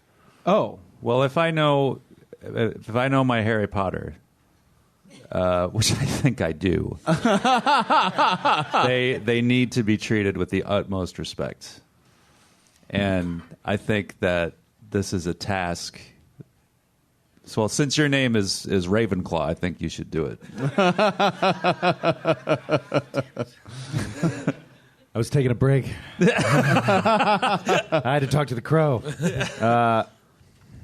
Oh man, I don't know how to follow Pima's. All right. So what are you doing with the Hydra heads? Let's start with that. What are you doing with those? We put on a puppet show.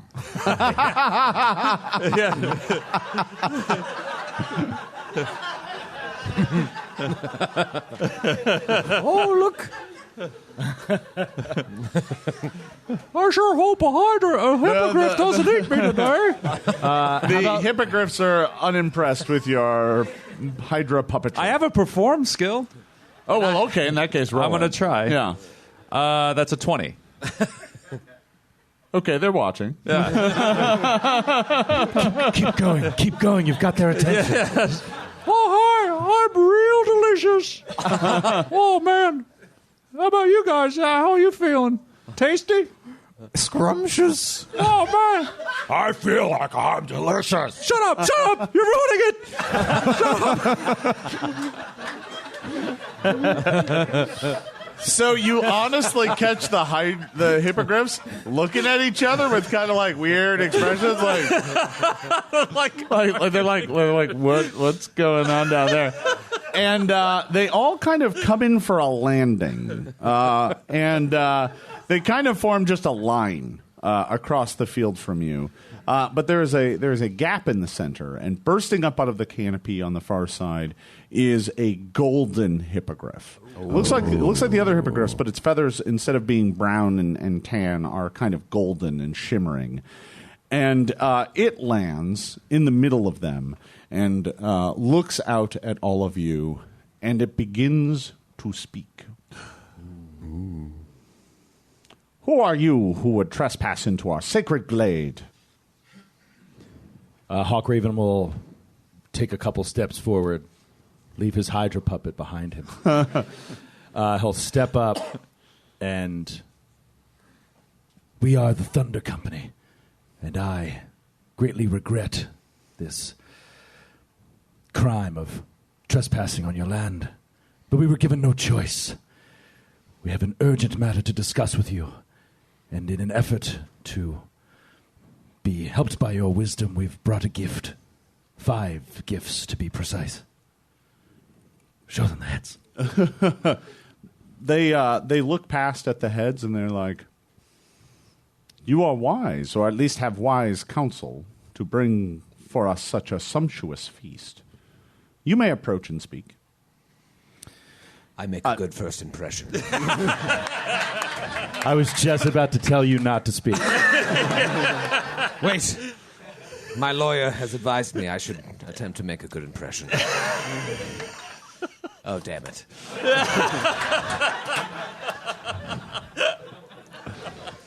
What's your roll over there? I rolled a 4. Well, at least it's not an odd number. So it'll be a total of a 19, but it's at a -5 because I'm trying to make a good impression and avoid having to roleplay. So it'd be a 14 altogether. You walk up to make an impression and just fall over dead. Dies again. That's a crit failure, right? That is what it says on the Troy curse, right? That is that considered a failure? Yeah, that's a crit failure. That was terrible. I walk up and I say, please. I think I have this.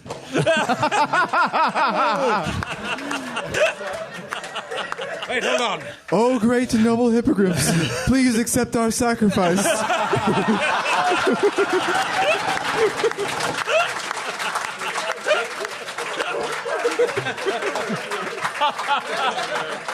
We have died. The appetizer. Sorry. They see you fall, and they're like, such obeisances are not required. And then he kind of leans. Wait, is he okay? Arconis would like to step forward. Troy may be good at making a first impression, but you don't get to be the second assistant to the third social secretary of the Abadarian Church in Absalom without having a little feat called group impression. Oh, that's right. So yeah. I am going to try to do a diplomacy check, and I am going to target 2 of these guys at once. Mm-hmm. What are you going to say? And I say, no, don't sell yourself short. Any kind of obeisance is helpful. Just please take us to our location, the Niflvale or whatever. I gotta Nithvale. Please, we need to go to Nithvale, and these hydras are at the peak of their deliciousness right now. Don't worry about him; he'll be back up in a moment if past his prologue. And I get a 26. You have brought us a suitable offering, but what you ask is impossible. We do not know where Nithvale is. Oh, but we do. How this can that little map be? thing. He kind of looks at you suspiciously. We got it from Bolaro. We spoke to the creature Bolaro. They The look at each wayward other. prince. He gave And us then they the look. location. So you are cursed. Well, I do smell like meat, if that's what you mean. Which is not great. You notice some of the hippogriffs are kind of Yes. eyeing you up like... I forgot about that. It is not great. Yeah. They're like, we thought that was the Hydra. It's the ambiance. Yes, it should explain the momentary death of our friend. We are indeed cursed. Why should we carry the cursed on our backs? To suffer such indignity. I'm pretty sure we could get you into a wedding. They kind of look at each other. Some of them start preening. Wait. Oh, excellent. Good. I'm glad that's working. Oh, I have another idea. We are on a mission for the newly installed king of this area of the Linorm Kingdoms. I imagine not every human who comes to visit you brings gifts of Hydra heads. In fact, some of them probably try to strike your heads from your body. If you help us to save Ostog the Unslain, I'm sure we can convince him to make sure that hunters and the like do not trouble you. There will be no more trespasses in the grade of the Hippogriffs. I mean, pretty good deal. They kind of group up and talk. I use lore legal to lean over. I'm like, you definitely do not have the power to promise that. But it's okay. I'm pretty sure I know the guy who plays Ostog.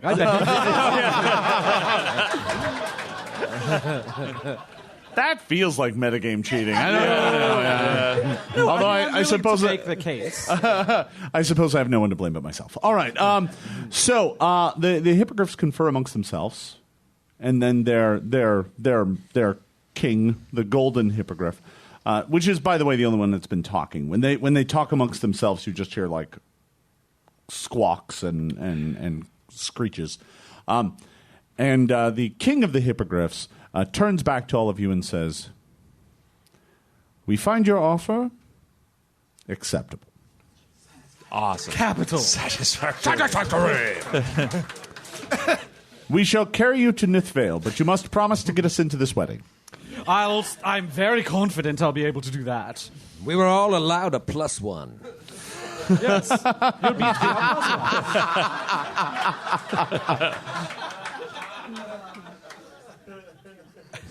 Very well. I don't want to show up with a hippogriff on my arm.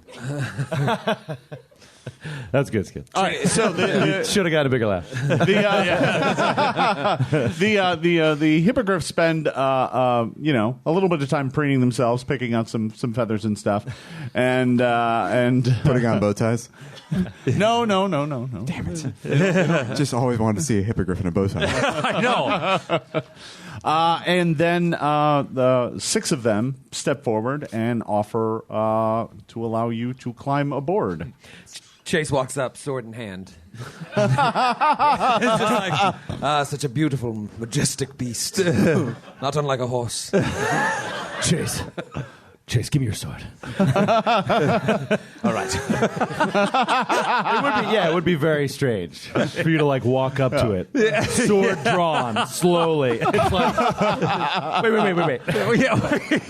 Why do you smell like horse glue? On the journey, you must tell me of your past deeds, and I will judge them to be good or evil. Remember that time the whole adventure went sideways because you killed one of the hippogriffs? All right. Were there any specific evils committed by the rear half of your body?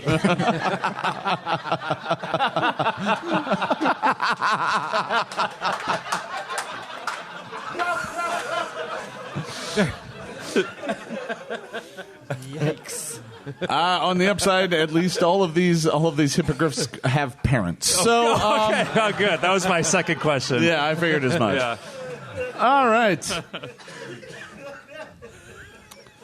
So you mount up on the hippogriffs, and they take wing, and you soon find the forest canopy receding below you as you begin soaring across the forest, making your way to the location that you know will be where Nithvale appears. The hours roll by. Soaring through the skies on the back of a hippogriff is far from smooth. They the way that their wings work on their backs, it makes it not the easiest of ride. But you manage to make do. I would say that our Arconus's hippogriff continues to look over its shoulder and sniff you, a little worryingly. I'm going in my pack and I get out some expensive perfumes and stuff. Yeah. Ooh, perfumed meat. Yes. I realize it's a stopgap. Yeah, fair enough. Yeah. So the hours roll by, and what was at first early afternoon has now turned into late afternoon, and the sun is beginning to set.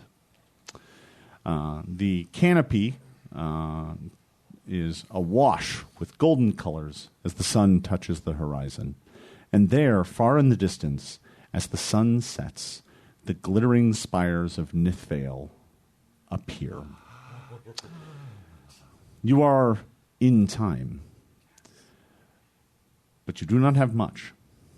The hippogriffs take you there as fast as their wings will carry. They soar through the air and land just outside the city. The king, who was, let's see, who? Chase. Chase Cunningham. Sure. No, I was trying to decide who was on the back of the king. We'll assume it was Chase. It was Chase. Chase. Yeah, no, that's fine. You told me we would get here sooner. You hippogriffs are hypocrites.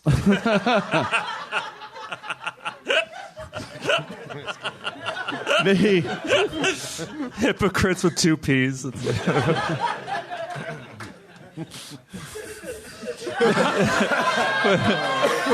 don't have any more room.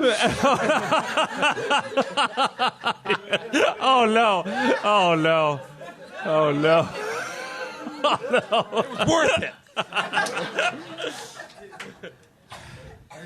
Oh, come on. Lamashtu's burps. Oh no! Whenever you roll an even number.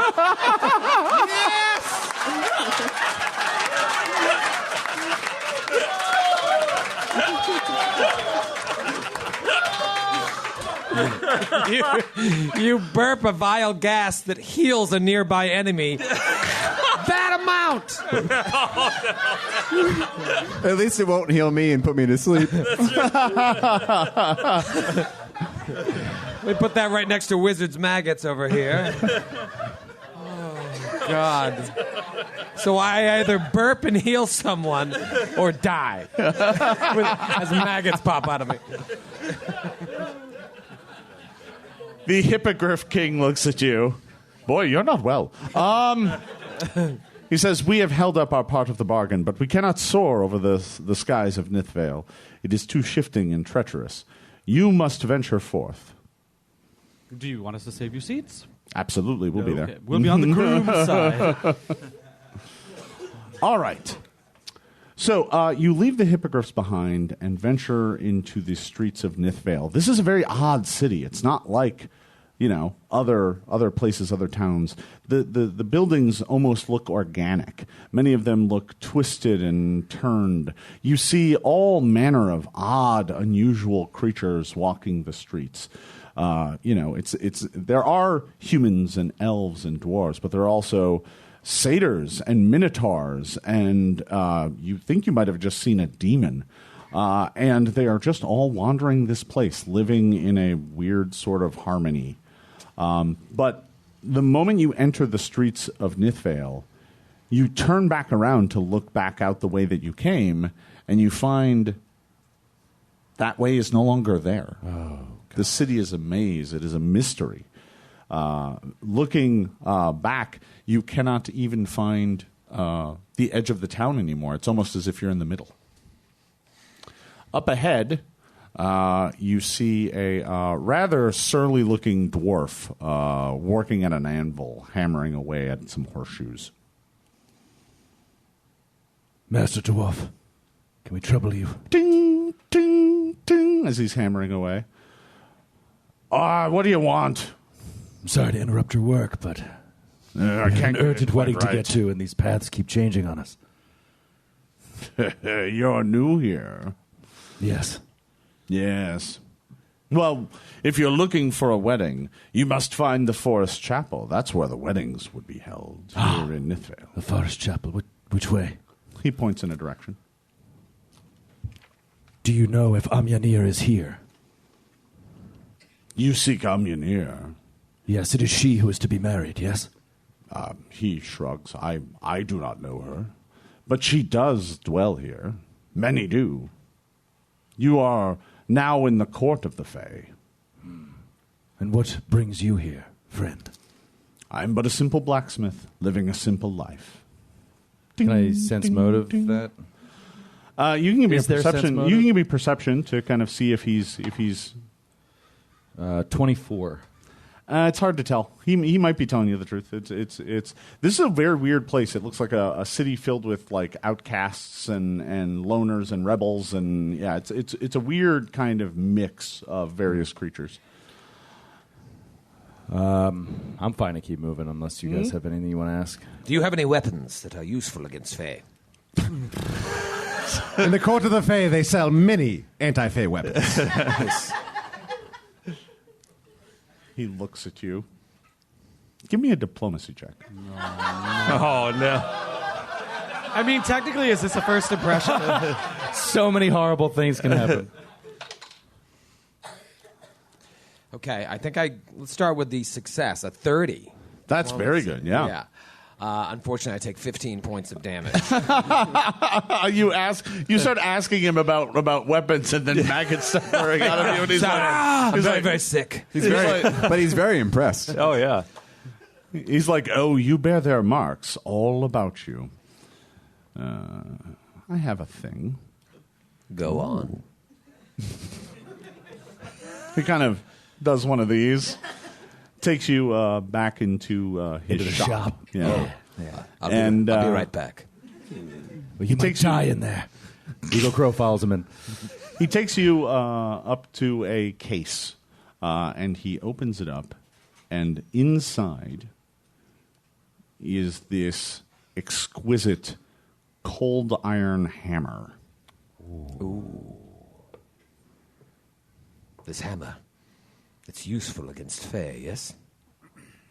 Don't say that so loud. They might hear you. This hammer. It is useful against Fae. Aye, it is. Name your price, Smithy. Smith. Smithy is where he works. Name your price, Mr. Smith. Name your. My name is Smithy. Smithy Smith, that's your service.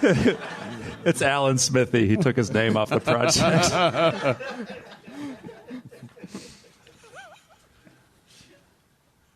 I shall give it to you for free. I learned recently that everything has a price. Also, as king, you might be subject to an emoluments clause. Let me consult my lawyer. Do you fancy weasels?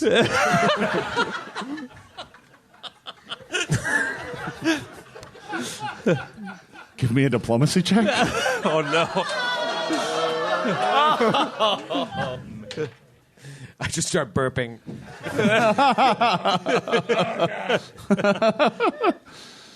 Foul meat burps come out of you. Yeah, But I actually roll a 27. You have a weasel. I do. Maybe. Would you mind? Maybe. God. Such things are rare and wondrous beasts. I will trade you the hammer for a weasel. Yes. All right. I have to see if I pull it out. Okay. I don't pull it out. I pull out a dagger, but I take 83 points of damage. So in the past 5 minutes, maggots have come out of me. I've burped and healed an evil person nearby. And now I'm like slumping over. He's like, all those maggots came out of you. He's like, just take the hammer and go. Just go. Thank you. You are disgusting. Please leave. Oh, God, I'm so sick. You've infested this poor dwarf Smithy with all these chase-faced maggots. There's literally a pile of them. Hawkraven is going to imply, not so subtly, that this might have something to do with the shop. And he's going to be like, you'll be hearing from us about the lawsuit. And he walks him out. So you grab the hammer and are able to leave. Walk out the door of Smithy's Smithy. Smithy's Smithy, yeah. And you're able to make your way down the direction that he pointed. But you quickly come to realize that doesn't matter.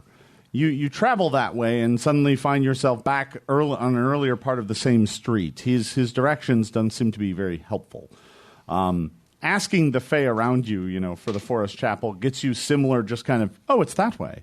Oh, it's this way. And every time you end up kind of back in this large central square, in the center of which is a fountain, and there's a whole bunch of shops around it on the outside. But every time someone gives you directions, you wander off, you travel for like 15 minutes, go down a number of streets that you've never seen before, and then end up back in this square. It happens again and again and again. And it's been like an hour now, and it is now night. You know that the wedding is supposed to occur like at midnight.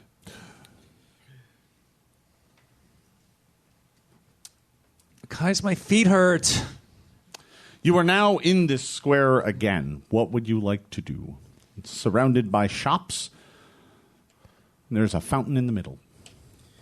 Hawkraven will go to the fountain in the middle and Yeah. just try to examine it, see if there's any otherworldly magic about it in particular.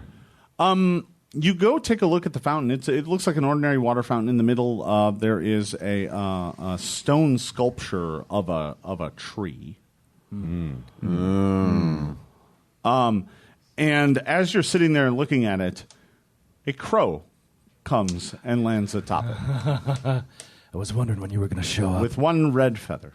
Yeah. And he is wearing like a little hat now. And a little bow tie.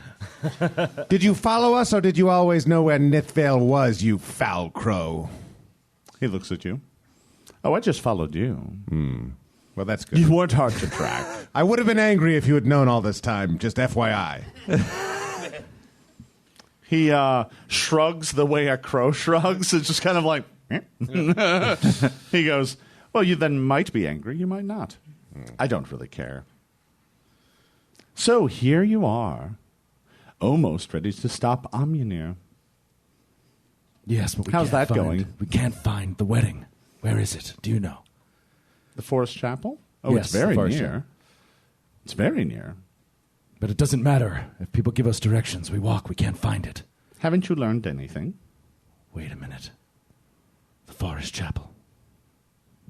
No, I've learned nothing.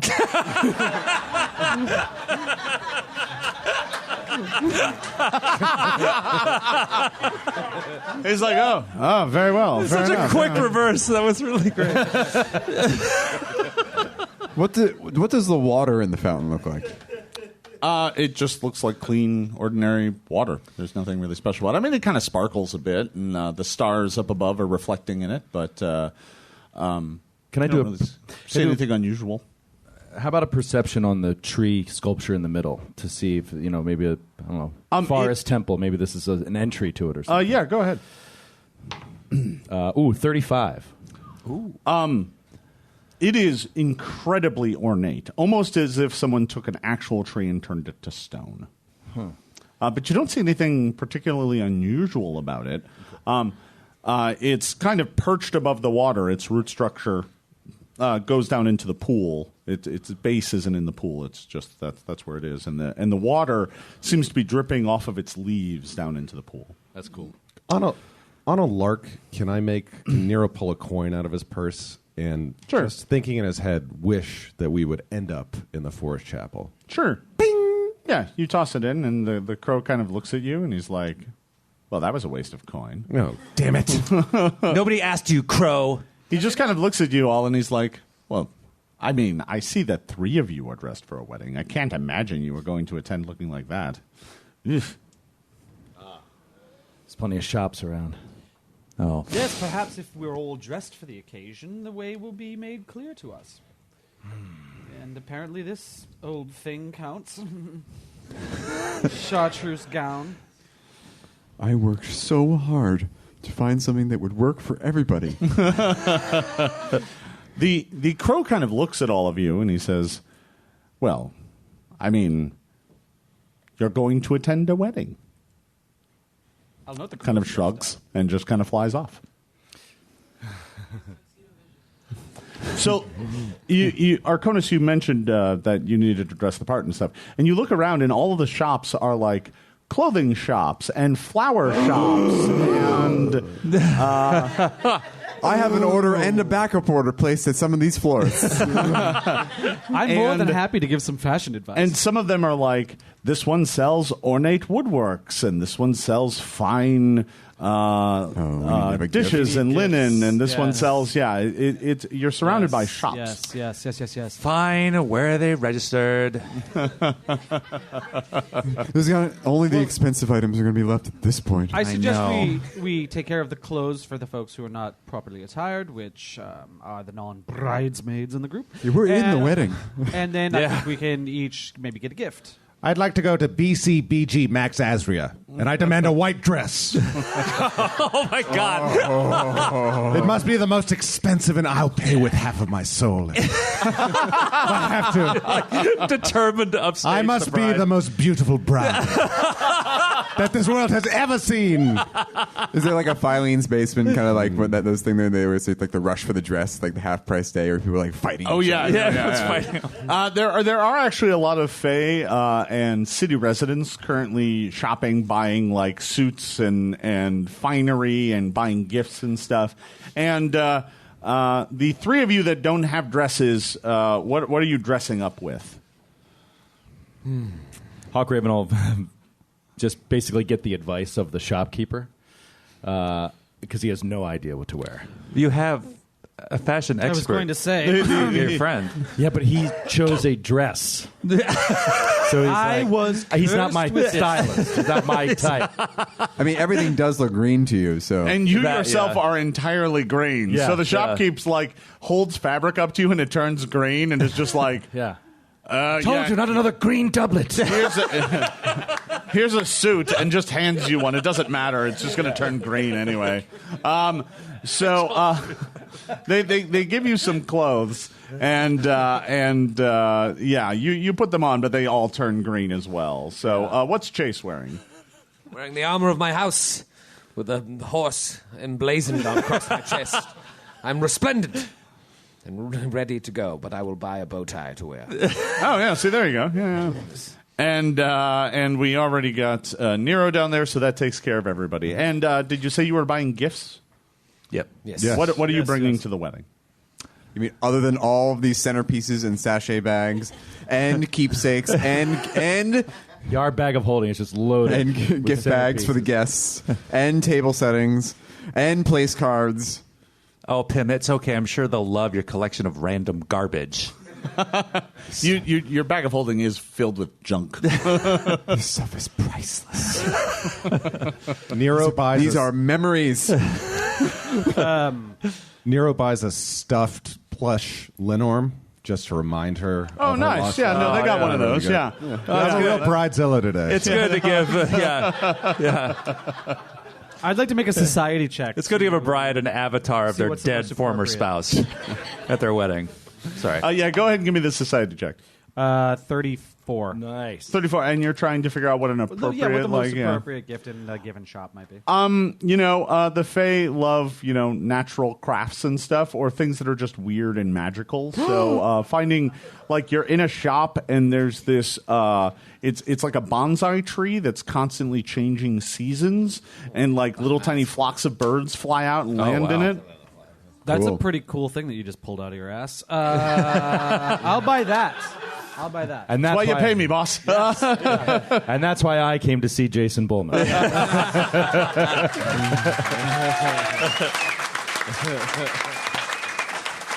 I buy There you that. Do I have to pay with a finger or something?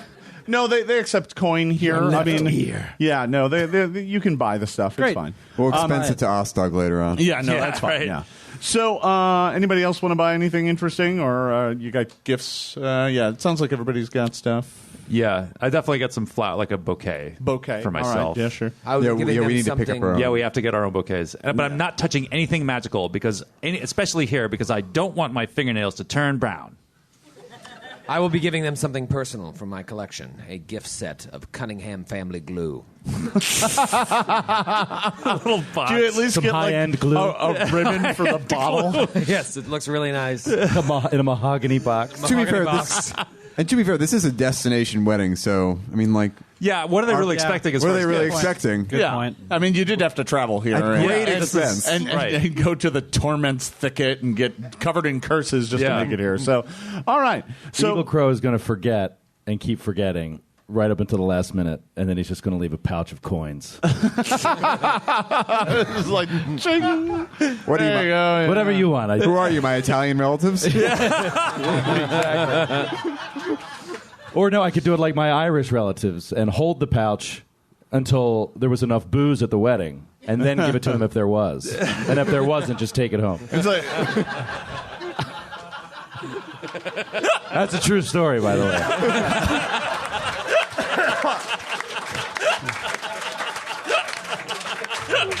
Oh, we have no alcohol at this wedding. yeah. Okay, I'll take So- my check home.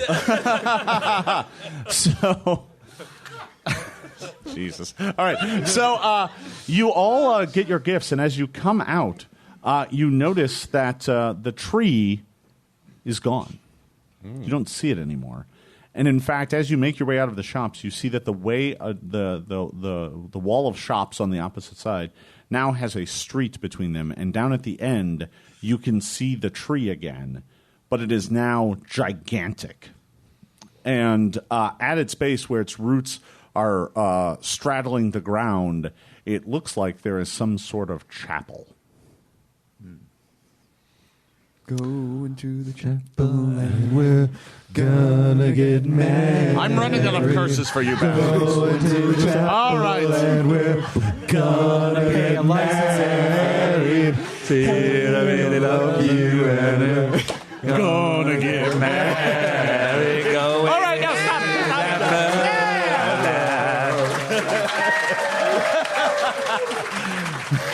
I sure hope that song is in the public domain. Don't worry, with how badly we sung it, there's no chance. That that's gonna get bears flagged. no All right, resemblance to the original song. That's not even close. All right. So, you begin making your way down the avenue, heading towards the wedding of Ostog the Unslain. And you're about half a block, and in distance away, and you begin to hear the bells toll as the wedding is about to begin. But standing in your way, blocking the street, wearing tiny little tuxedos, with bows drawn, are tiny pixies.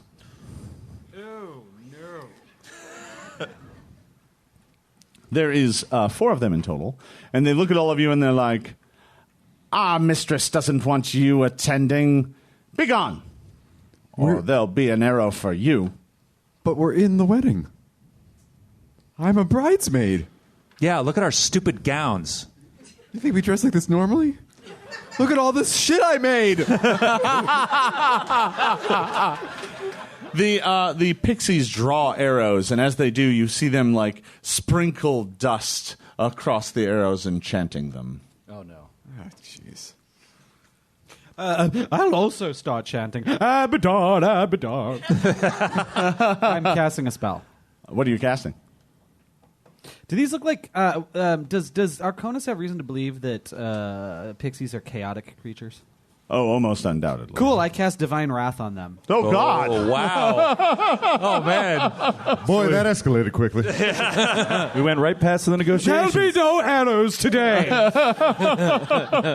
Okay. Well, that's going to suck for them. I don't think it doesn't emanate from you, does it? It is a 20-foot burst area, 20-foot burst. You channel a Fury of Deity. It just says... Is there a range? The range is 30 range feet. is 120 feet. Oh, actually, okay. So you can center it on them and Yeah, not that's hit the the party plan. at all. Yeah, all right. yeah. So Abadar's wrath rains down on these pixies. And what's it a will save? Fortitude save? What It is is a fortitude save, and the DC you're shooting for, my friend, is number 25. Ooh. That's good. Well, that went poorly. I have 2 crit fails and 2 fails. Nice. Awesome. Oh, my God. It's...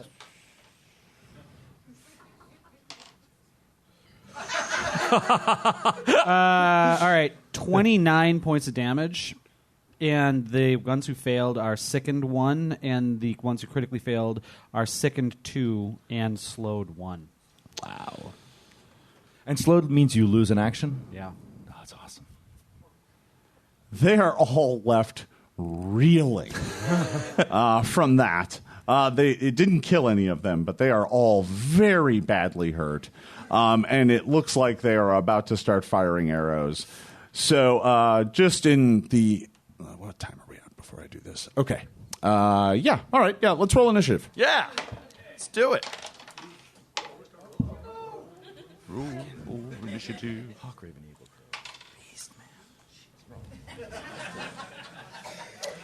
Who's got above 30? Anybody?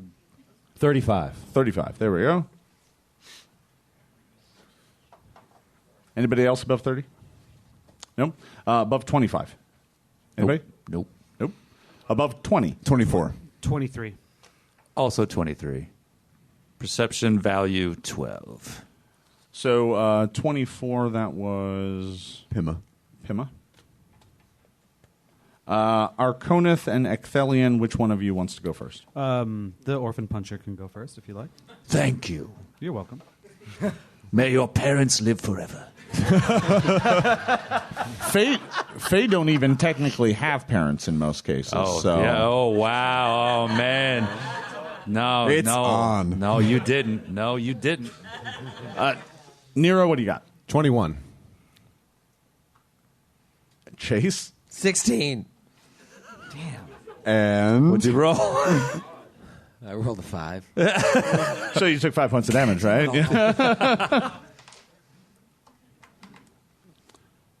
Hawk, Raven, Eagle, Crow, you go first.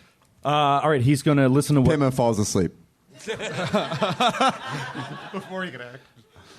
I'll use an action to... I'll pull out an arrow, and I'll just kind of stick it in her ear. Wake up! Wake up! The most unpleasant way possible. That is going to do a point of damage. Yeah, there's no way sticking an arrow in your ear isn't going to hurt. Yeah. So being in that in the smithy Yeah. was enlightening to him. So he's going to draw a cold iron arrow and pick one of these pixies, Yeah. hunt it, and fire twice. Ouch. All right. Go ahead and make those attacks. All right. First attack is a 22. Miss. Damn it. Second attack is a 26. Hit. Beautiful. Gross. Sorry, is the precision damage, do you have to hit on the first attack, or is it just the first attack that hits? It's the first attack that hits. Okay. 8 points of damage. That was 3d8 plus 3. And you did 8? Yes. Roll a 1, a 2, Wow, and a your 3. dice suck. All right. So It's not the dice. It's not the dice. Oh, yeah. I see where you're going. It's not the dice. All right, so if that would have been an ordinary arrow, that pixie would have lived. Yes! Oh, nice! But the cold iron arrow causes it to blacken and curl up. Its wings shrivel and it falls over dead. Yeah. Oh, yeah. One down. It's been reduced to a pixie stick. Oh, no!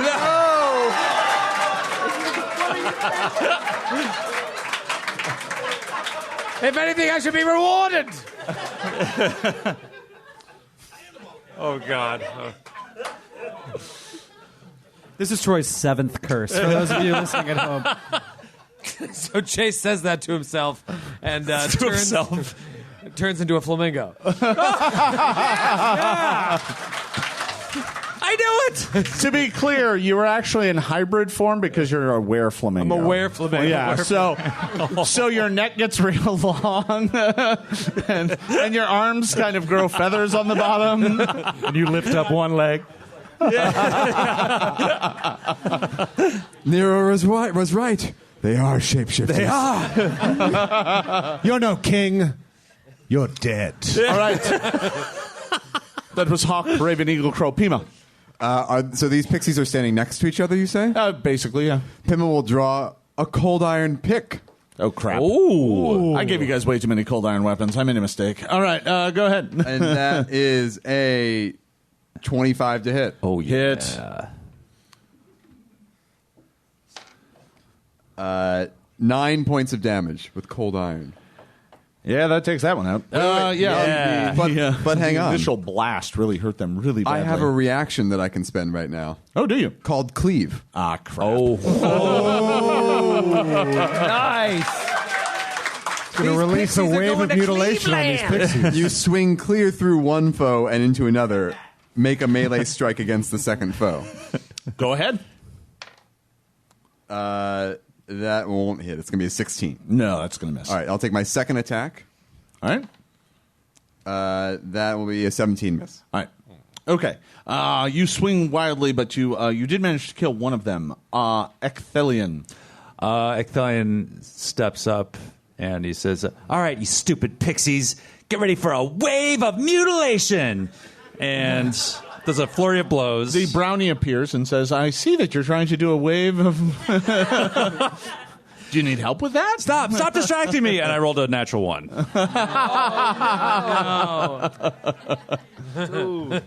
I see you rolled really poorly. Would you like some help with that? Yes. Great. Reroll. Oh, wow. Okay. That is a 22 to hit. You have accepted my help. He's now permanent. You can't make him go away. Oh, no. All right. Oh, no. All of your rolls for the rest of this game, you have to roll twice and take the worst result. Okay. Oh, my God. But you do get that re-roll, and that does hit. Go ahead and roll damage. Okay, that's 5 points of damage. 5 points of damage. All right. That one's near death. Okay. I'm going to punch again. That is 19 to hit. 19 to hit? Yeah, no, it's probably worse than that. 19 so that's to gonna hit. miss. Yeah. Yeah. All right. And then I'm going to do another attack. No, that's a miss. And third attack, nope. Yeah, all right. Yeah. So you start swinging wildly, but now that brownie's in the way of just every punch, and you're like, "Man, get out of the way!" And now he's like popping up, and he's bringing pop-up windows with him. Oh, no. No, it's great. You've accepted a brownie virus. All right. You've run a free cruise. Arconus, you have crippled all of these things and made them easy picking. What do you do now? I use 2 of my 3 actions to cast Divine Lance on one of them. Oh, no. Again, it will be aligned to Law, and I have to make a spell roll to see if I hit it. 27. Hit. Excellent. It takes 7 points. Oh, no, sorry. 6 points of damage. Hitting the one that Ecthelion already hit, that one dies. Yeah. Excellent. And then with my final action, I reach down and scoop up one of the withered pixies and apply it to my gown as a corsage.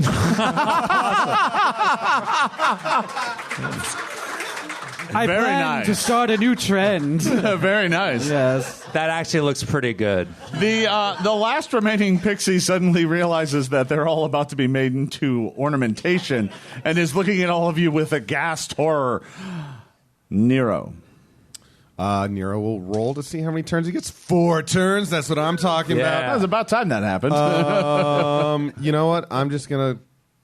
I'll let you cast Magic Missile with 4 actions. All right. Technically, the spell says spend actions and you get missiles. Oh, yeah. Okay, all right. Let's do it. See what happens. Ooh, yeah. 4, 6, 10, 12, plus 1 per missile. Yeah. So 16. 16. Yeah, that last one is staring at all of you in aghast horror, and then it gets slammed in the face by 4 missiles and falls over dead. Yeah. All of the pixies have been defeated. Yeah, that Divine Wrath really did a number on them. They Nice were not work. much of a threat once that was done. All right. My best spell. Yeah, fair enough. All right. So the pixie bouncers have been dealt with, and you are now able to continue toward the wedding. The bells are ringing in the distance. As we're walking up, Pima will turn to Ecthelion. Ecthelion, we may die in there, so I have a confession to make. Oh, God, here it comes. My family was killed in the freak mining accident, and I am actually an orphan. Oh, my God. Well, Ostog's dead. You have to tell him now. I Really? just Now's wanted when you you're to know. supposed to tell him? I felt bad keeping it from you. Pima, I don't know that I can ever forgive you. But what I can do is, when this is all over, beat you to within an inch of your life. I think that's fair. Okay.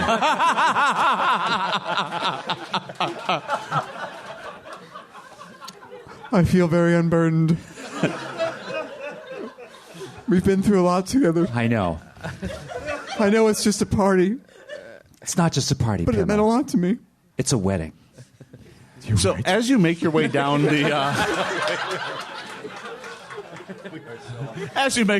street, you pass right before you reach the chapel. There is a shop on the side, right? So you're still going through this city as you're making your way up to the chapel, and there is this old shuttered shoe shop. No, the scene of the crime. The brother. He's dead. It is this ancient-looking building. The windows are all boarded over. The sign is like half off, like one of the chains broke, and now it's just swinging lazily. The whole thing's kind of covered in cobwebs. The door is dusty with age, like the wood itself has collected dust over the years. And there, hanging, is the old, battered, faded sign of the Crow Brothers shoe shop. The Crow. So,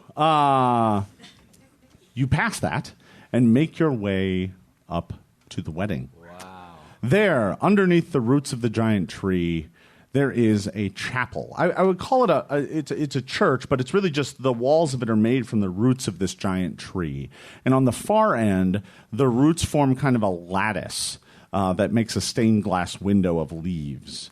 Even though it is night, there is still faint flickering light coming through it, illuminating the underside of the tree in kind of a green emerald radiance. There, arrayed around, are hundreds of fae, and off on the edge, some hippogriffs. And in the center, the very center, on a raised dais, you see Amunir. Amunir is up there with the spectral form of Ostog the Unslain. And in front of them, up on an altar, is a satyr who is reading vows in some sort of fey tongue that none of you can understand. What do you do? I object. I object too. We object. I also object. Yeah. Strenuously object. Strenuously object. I think they look Courteously object. I think they look happy together. No, object. Hey, shut up.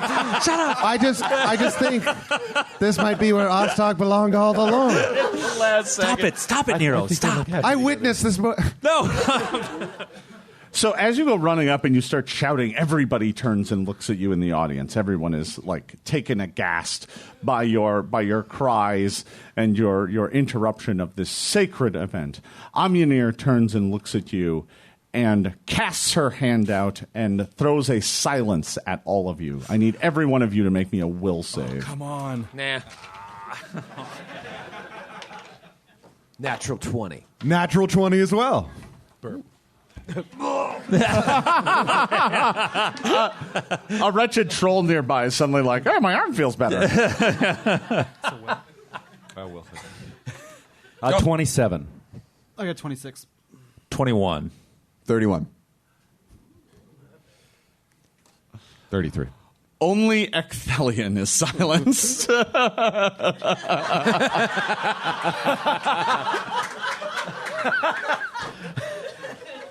This is a blessing.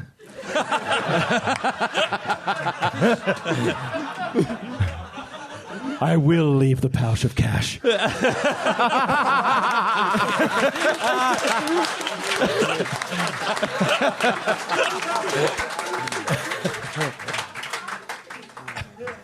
We will not be silenced. Amunir looks furious that you continue to be able to speak. And as you make your way up, she waves her hand again as you're kind of rushing up the center of the chapel, and a wall of thorns and roots appear, blocking your way to the altar. Burning hands. Hippogriffs! Oh, hippogriffs. Aid us! No, we do both at the same Both time. at the same time. Well, so this kind of forms a ring around you. sleeper You agents. can't even see the hippogriffs anymore. Sorry, it's a bit of a ring around you. Pima will activate her Emerald Grasshopper Talisman, which allows me to leap up to 50 feet vertically and 10 feet horizontally. Nice. Oh yeah! All right. So Pima goes leaping out of there. Nero, you said you were going to use burning hands. Yeah, if they appears to be roots that I can burn away. They look like a wall of bramble. Okay. So yeah, you go up and burning hands and bits of it are burning away, but it looks like it's regrowing. You can probably slip through. Okay. What about the rest of you? What kind of wall is it? It's a wall of thorns. Thorns. Yeah. Is it a magical effect still, or is it a summoned wall that's no longer magical? It's a magical effect. Great, I cast Spell Immunity, Wall of Thorns. Very good. Yeah, you cast Spell Immunity Wall of Thorns and just walk right through it. I still object.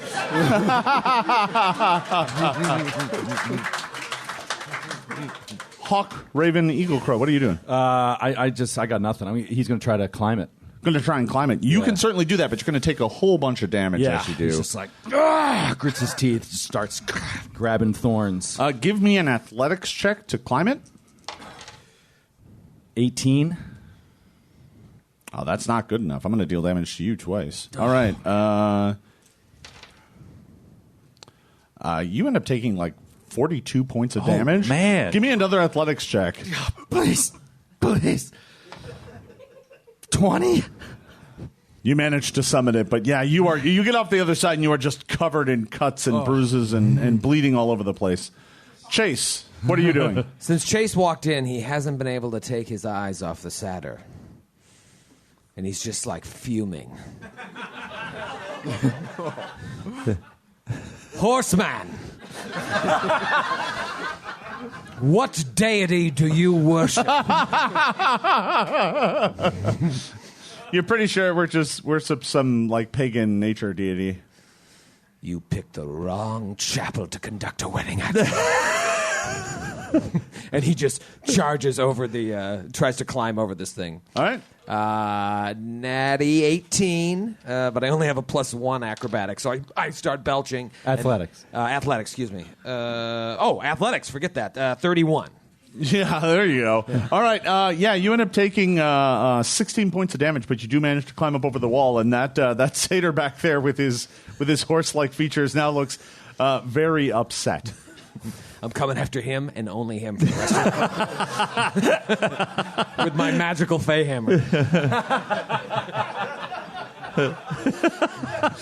He's like, don't you want to attack that centaur instead? I've made my choice. All right, down here. Pima, you already managed to make your way out. Ecthelion? So I have a couple magic things that could help, but I refuse to use them because I don't want my hair to turn green. So I have the woodland elf ancestry, so I know how to climb trees and use foliage to my advantage. Yeah. I can move half my speed at a success and full speed on a critical success. So you can climb faster. I can climb quickly. Yeah. However, I have no athletics skill So it's at just all. going to be a D20 roll plus your strength. Okay. Yeah, that's an 8. All right. Normally you wouldn't take a lot of damage. To keep things moving along, you are going to take a whole bunch as you try and climb over. Let's see, that was 15, 23. Take 44 points of damage as you struggle. You're basically, at the end, you just decide to start jamming your hand on the thorns to hold you up. Like you're just pushing them right through you and using that to climb. That's the only way. Now, you're screaming your head off about this, but no one seems to notice because Like no one Passion can of the hear Christ. you. My dress has got to look terrible, by the way, by now. By the time you get out the other side, it's ripped, covered in blood. And gore. Yeah. Your dress has always looked terrible. And by the time all of you have managed to summit and get over the wall of brambles, the ceremony is well underway, and the satyr giving the vows seems to be speeding things up. Especially now that Chase is like pointed at him and just pointed at the hammer. Say man and wife. And he kind of goes, he gets to the point where he's like, and before we exchange the vows, and this is as you guys are running up, he says, does anyone object? No. Yes. All right, so you all shout that you object. And Amunir turns and looks at all of you with fury in her eyes. And as she does so, the spirit of Ostog the Unslain is free. What? Yes!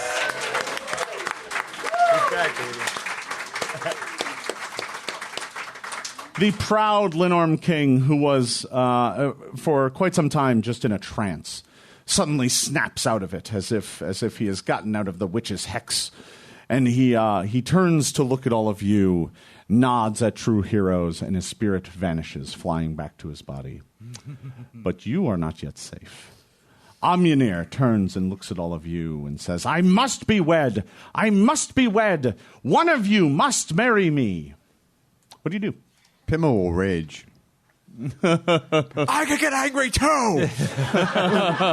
And how dare you run away with somebody when there's somebody here that loves you and has loved you for thousands of years?